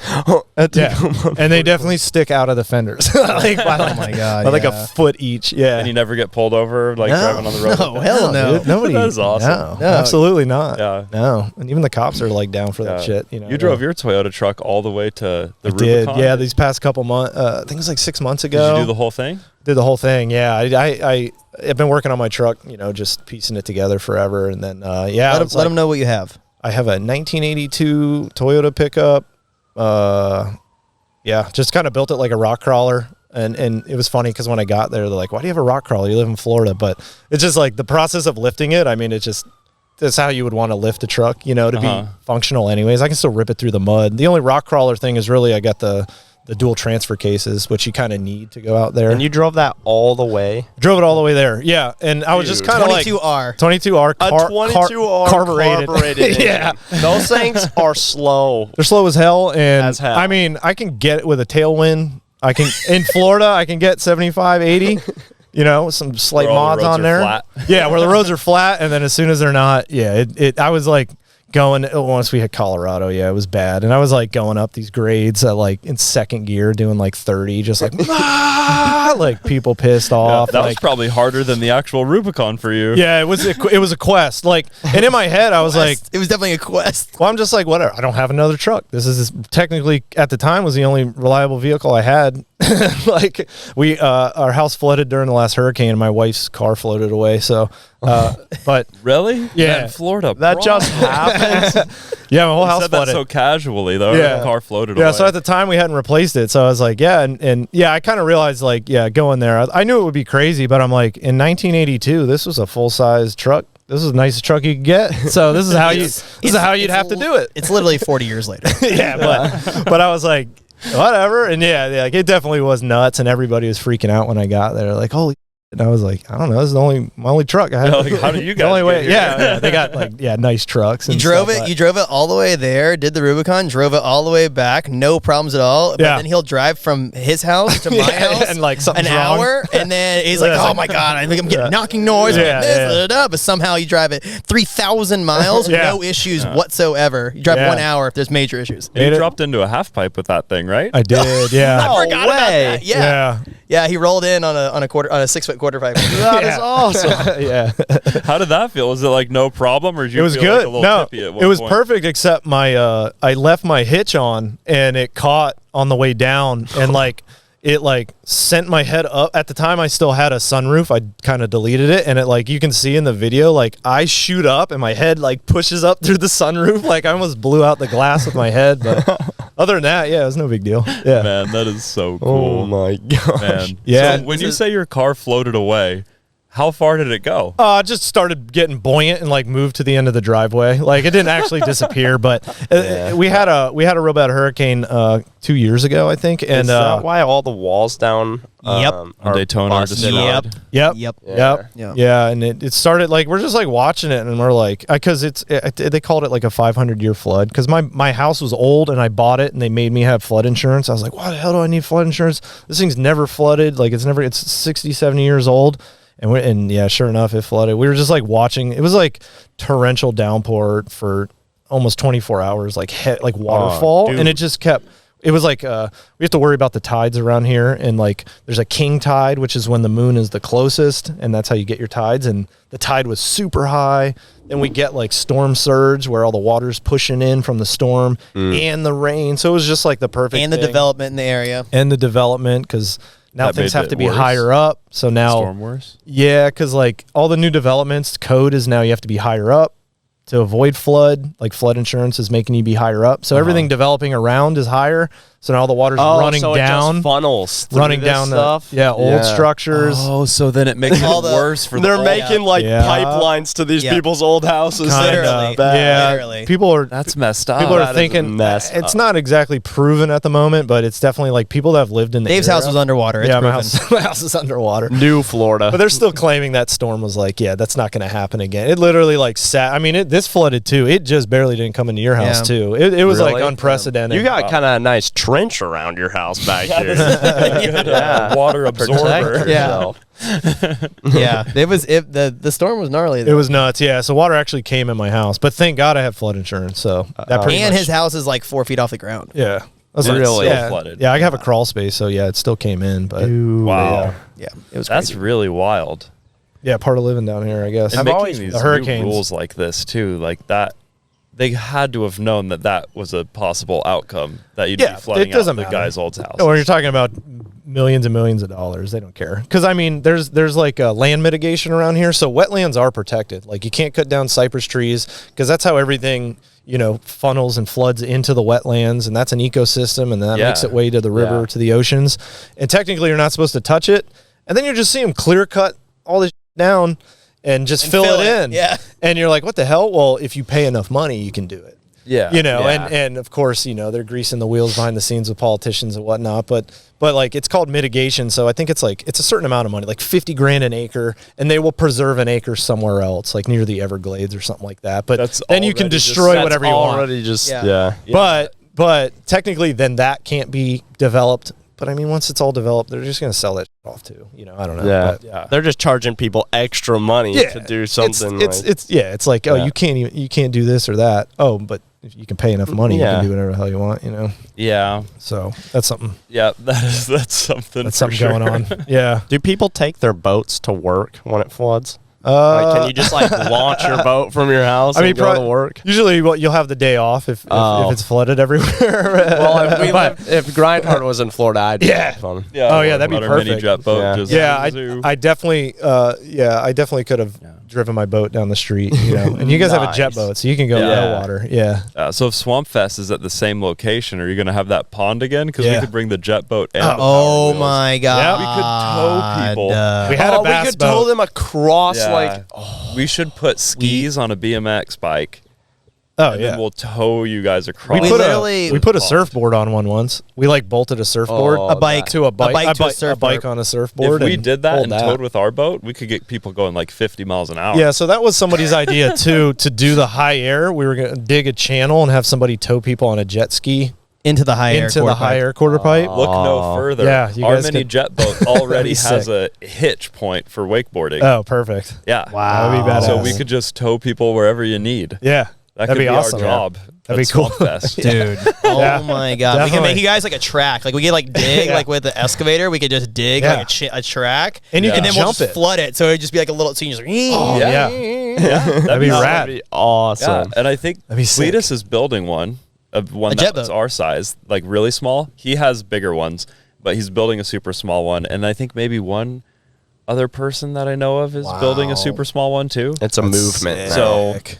jet boat movement. There's already going to be Ooh. 2 in Florida. We could bring ours. A mini jet boat racing at Swampfest. Yeah, we could just have like 2025. bridges, so you can just go underneath them. People We'll make can a ride jump. over you. Yeah, dirt jump. Oh Do yeah. you guys Yeah. talk about what you're building before it happens, or do you have any idea what you're going to build I next have a year? list in my phone of just like ideas that we've Yeah. all, but like usually like, I mean, like I said, we ride bikes all the time. So it's like, we went out and rode all day yesterday. Like, and we'll just be out riding and we'll just see something and it'll just be like, oh, we should make something like that. That'd be sick, or Yeah. like whatever. And then I just write it down. I'm always like writing them all down because, and then at the end of like when we're like, a few months out of the build, I can be like, okay, we said we're going to build this. I try to pitch it to some sponsors, see if anybody bites on any of it.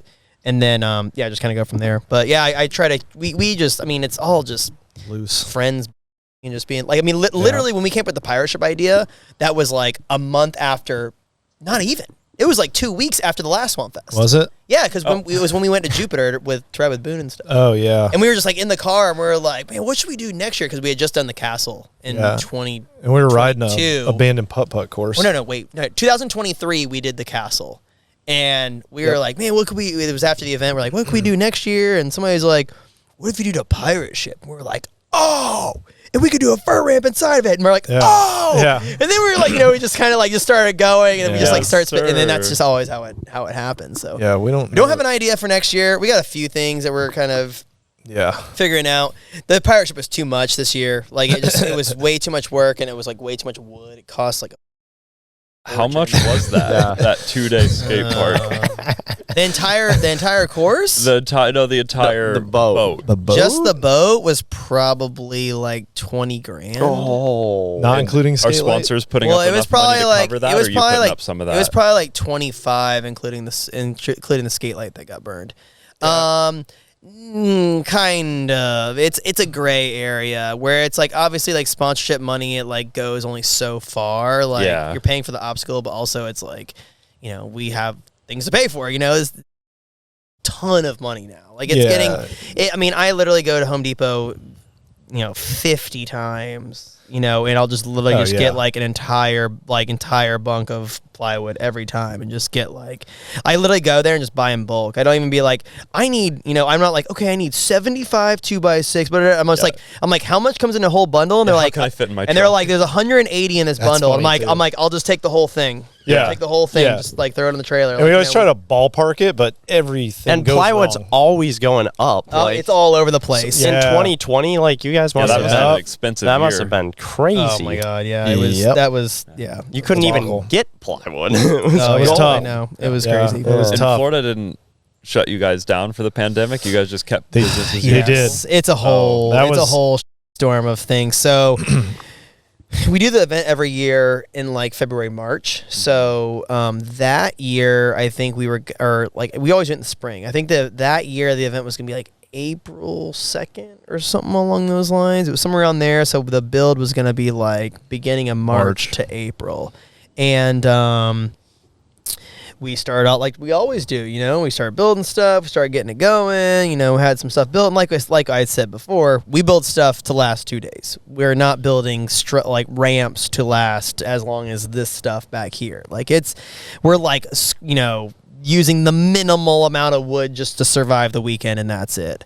So we start out, we're building the course, we get going, and then, like I said, it was beginning of March, so 2 weeks into the build, full-blown pandemic hits, and we're like, what do we do? Like, I heard the world's coming to an end. Well, half the guys were like from different states. Yeah. They're like, dude, I got to get home. They're saying I can't I'm not going to be able to drive home. Like, it was full panic, and I'm like, well, we're here in the middle of the build. What do we do?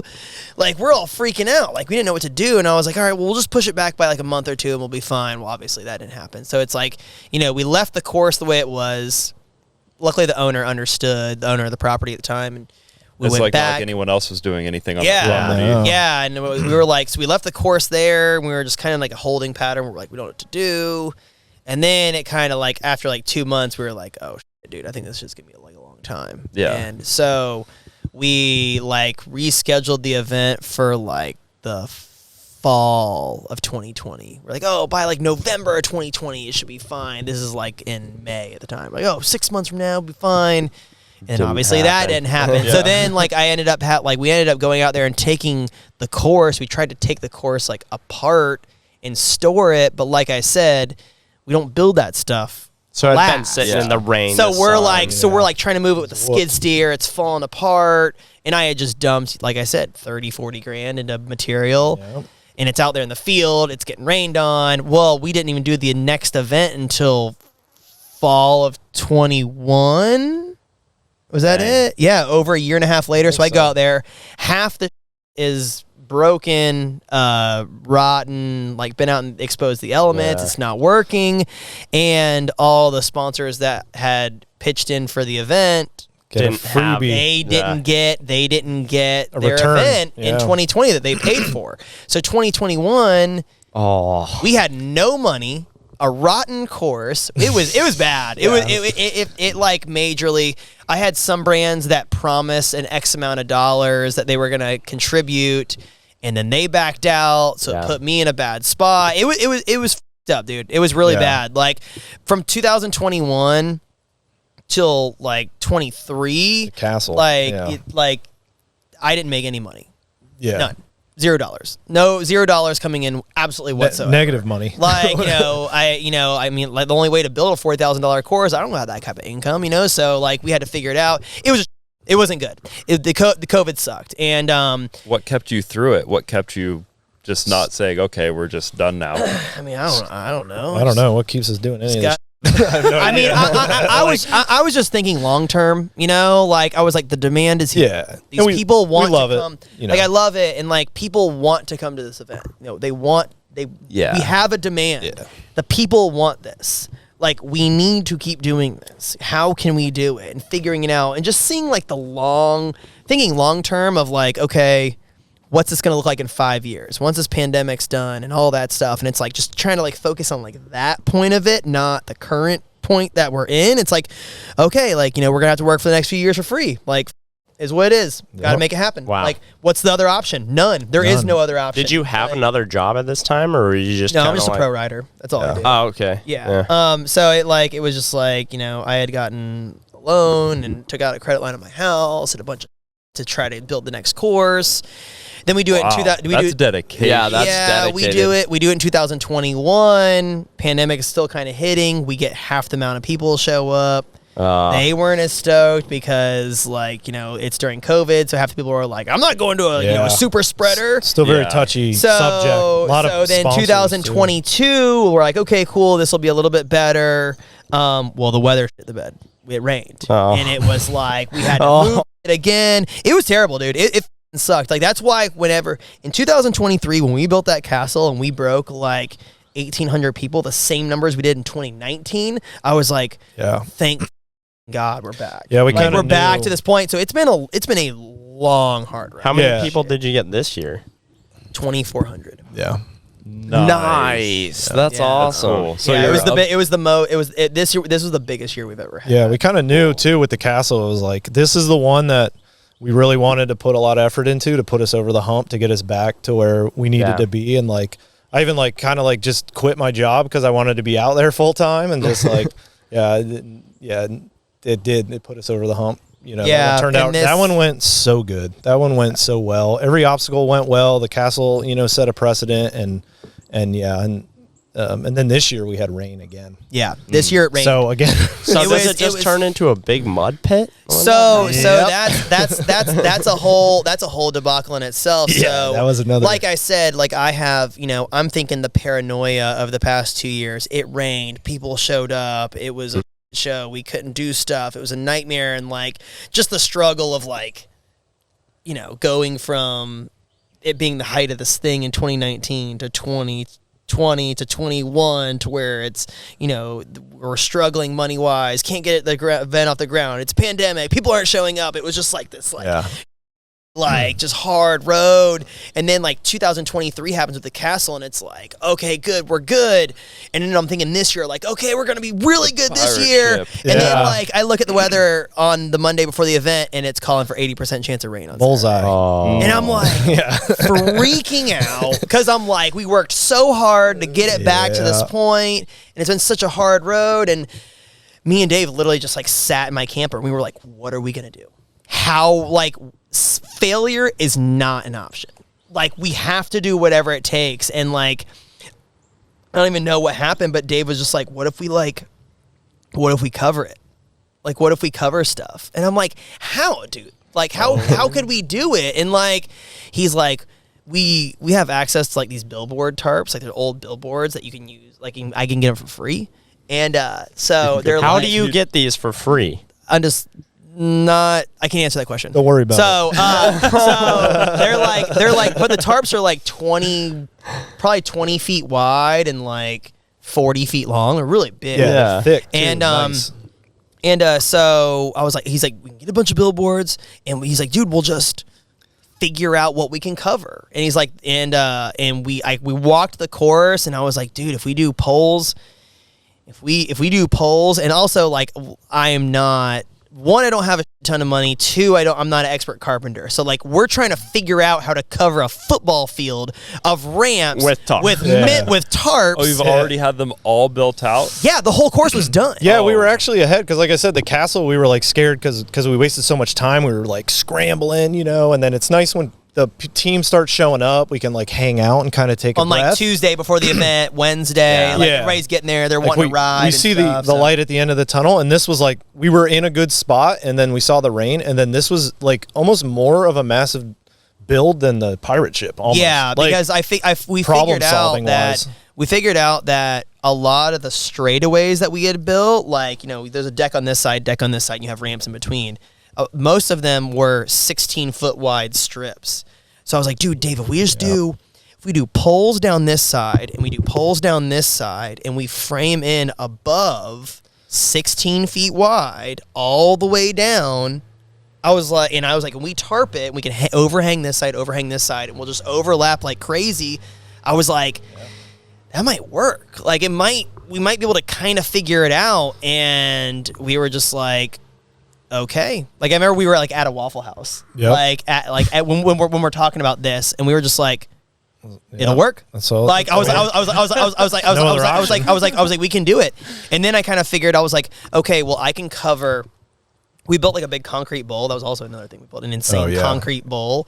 And I was like, I can get a 50 by 50 foot tarp from Harbor Freight, and if we can build some type of structure over top of the bowl, I can cover the whole thing. So I was like, all right, cool, I can cover the bowl. That's one thing. Yeah, because that would just turn into a pond. I was like, all right, cool, that's one thing that we can cover. Check.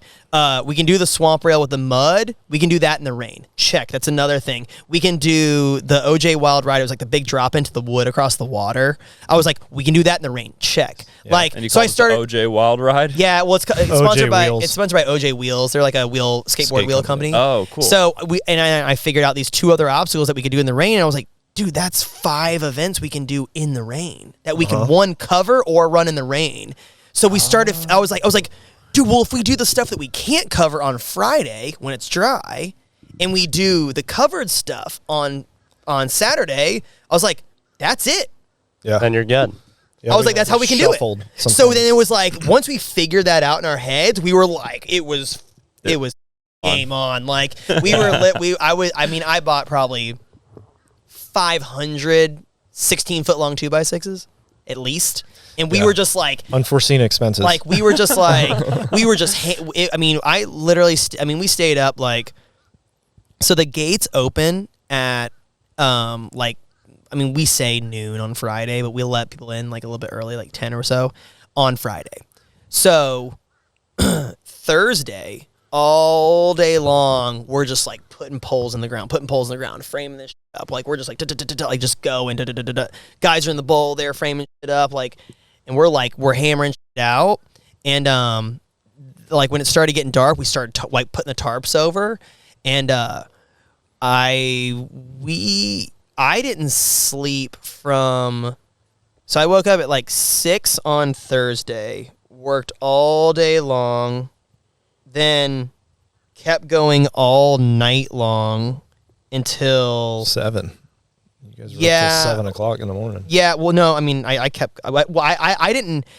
went all day, all night and then at noon, I was like delusional. I was like so stressed out. I hadn't sleep. No, like it was just freaking out. My wife was like, come to the camper and sleep like for at least an hour. People are coming in. The tarps are up. Everybody's good. Like it's all taken care of. And I like slept for an hour, got back up, had more work to do. It was probably the furthest that I've ever like pushed myself like physically and mentally in my entire life of like no sleep, no food, extreme stress, rain's coming, like just all these things. And then thinking about the last years on top of it, we've been there for a month building. It was pretty extreme. Like it was pretty extreme and it was not fun to do at all. But it's like the people are coming.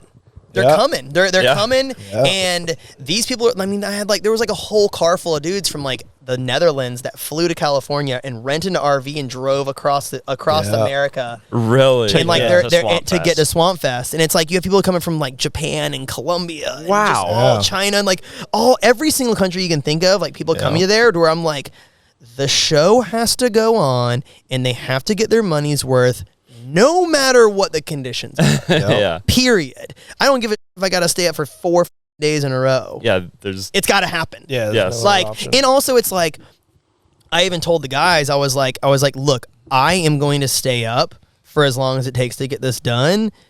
I don't need to kill you guys to do this. If you get to the point where you're dying, go to sleep. Like, you know what I mean? Like, I'm not trying to kill you guys. Like, but like, I am gonna go until I can't, because like I'm the only person out of the crew that I can completely kill. You know what I mean? Yeah. Like, I'm okay with killing myself to make it happen, but I don't want to kill Dave for my event. You know, like so. But it all worked out. Like everybody like hammered through and we made it happen and we accomplished every single event. Everybody loved it. And like, I don't think I even heard a single person complain about the rain. And I was like shocked. Awesome. And I knew when we were thinking about it, because I was like, visually it's going to look cool and people are going to be like, holy shit, like you guys figured out a solution to this problem. And like, I think people appreciated it. We did what we had to do. The event was definitely a success, you know, when it could have been like a disaster, or most people would have called it or something, you know, but I don't know, got to hammer down. Absolutely. So these vinyl wraps that you guys got for free that we can't talk about because for some reason it's very suspicious. They have advertisements on them. Yeah. So you have these big tarps covering your bowl with some random lawyer, attorney, pro-life, like anything. Like that makes it more funny. That's there's like a huge Geico one, and like a huge like lipstick ad. Yeah, it was insane. It literally, it pretty much was building the world's biggest homeless shelter over a field of race. which also works with the vibe of Florida. Yeah, that is the vibe. Best way to word it. Well, it's like, it's funny because if it was like the X Games, it would have shut it down. Like they're like, we can't build a structure over this, and we're just like, we'll throw up, and I'll just Geico sues us for defamation. I'll get some tarps, and it literally looked like just an enormous homeless camp to where people were just like, I think people's jaws dropped when they showed up, and they were like, they covered it. Wow, they made it even cooler. Somehow. Like it was, but even though like that, and that makes me feel good, like knowing that like how much we went through this year, and then you guys see it, like somebody that's not involved whatsoever, and they're like, it looked awesome, and I'm like, oh, thank God. Oh, thank God. Like because that was my concern, is that I was like, it's not gonna look as good, and people aren't gonna be as stoked, and none of these people are gonna ride, and it was like, dude, I don't think it hindered anything. No. At all. Fine. I mean, obviously it would have been better if it was like, if it was perfectly dry and nice out, like that would have been great. But like, it definitely, like, it did not stop. No, and it paid off. Like I said, it's like if you buy a ticket, you're going to get, you know, what you paid for. And like if the sponsors want to sponsor it, they're going to get the return that they need. You know, that was a big factor too. It's like more about, customer satisfaction, to be BMX and doing it for people that are spending the money and taking time off. You know, some people, this is it for them all year, you know, so we want to this is their vacation. This is it. Like, and we appreciate that. Like, we're not taking any of that for granted. We want to make sure, everybody's satisfied. Very cool. Yeah. I just love it. And I would kind of say one last thing about the mob mentality. Like, we're going to burn this pirate ship down. Yeah. I think it goes the other way too. Like, it's rainy. You're in this small bowl, all having a good session together, and the other side of the mob mentality is like, we're in this together. Oh, for Like, sure. We're against Yeah. the elements. We're against like the Yep. Definitely. regular culture doing whatever they're doing, and we're doing this rowdy kind of dangerous thing. But that's the other side of the mob mentality that's just so much fun to be a part of. It's like we're in this together. Yeah, Like for we sure. always set us up for failures on our trips. Like Will and I took $1,000 car from China that's electric with like 1 horsepower, and we did 1,000 miles on the old Jeep trails because we're like, 100 oh miles. yeah, well we're going to do the 1,000 we're on the going next to one. do the 1,000-mile challenge, but that's not happening. It's like we know we're not going to be able to do it, but it sets us up for failure, and we're in this together. Like we're against the elements, we're against the design of our $1,000 car.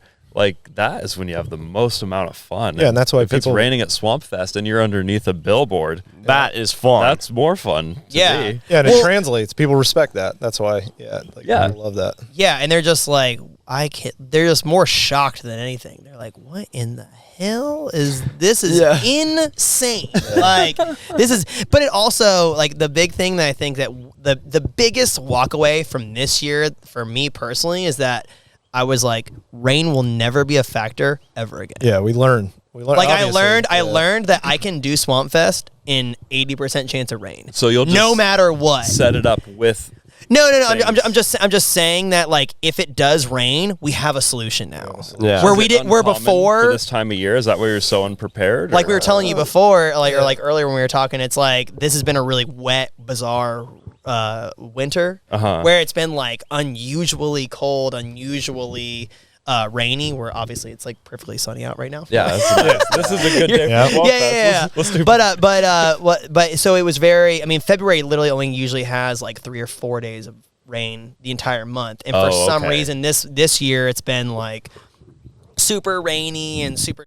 So, but just the fact that from years going forward that if rain ever does pop up, we know what to do now. Yeah. Very Which is cool. which is like it sucks that we had to go through it, but like it makes us feel so much like it sounds ridiculous to say, but like stronger as like an event that I'm like, dude, we can do this in the rain. Yeah, There's you're literally unstoppable. nothing that can stop it. Yeah. Like as far as weather goes, and like that's a pretty cool thing to walk away from. Is like, dude, okay, like we can do this in the rain. Like I don't want to. That sucks, but it is an option, and it can, and it is possible. So it's Yeah, you learn from those tough lessons. But then it's like, then we push every year. We're like, we max ourselves out, like you were saying. Like we pushed ourselves to that limit, and now we're like, now we know our limit, and then now we're Now- trying. now it's gotta be and pushed every year again. we're like, oh, son of a. Like, Why did what we are we do doing this? this to ourselves? Like this thing's too big. We don't have enough time. And then Because it's also like I like, you know, on the back end of it, like I don't hire people to build ramps. Period. Like we all like it's either I pay myself and Dave and our buddy Marcel and our other buddy Chris built the bowl for us. And that's it. That's the build crew. Like, you know, it's the rest I of it's thought like there was more of my- a unit behind it, to be honest. Well, Like, I mean, yeah, there's a unit as far as like volunteers go. Like my dad, my brother, and like everybody knows. Like during the Swampfest build, like okay, this weekend we're going to Swampfest. Everybody comes out, they camp. Like all of our homies come out. But it's like as far as like the build crew goes, it's only like 3 or 4 of Yeah, us. bare You know what I bones. mean? Like I mean, there was days where like we went out there. It was just me, Dave, and Marcel, and we're like looking at the ship like. All right, well, I guess we gotta, Yeah. guess we gotta sheet this thing now. You know what I mean? And it's like, but it's, we can't afford. I can't afford that. I can't afford. Like, if I were to pay a professional ramp builder, Yeah. they would want $100,000 for what? to build a pirate ship. Yeah. You know what I mean? Or somebody that's a professional, like Yeah. like asking them one to be there for a month, 2 to build something as enormous as this, and it's so brutal. It's like.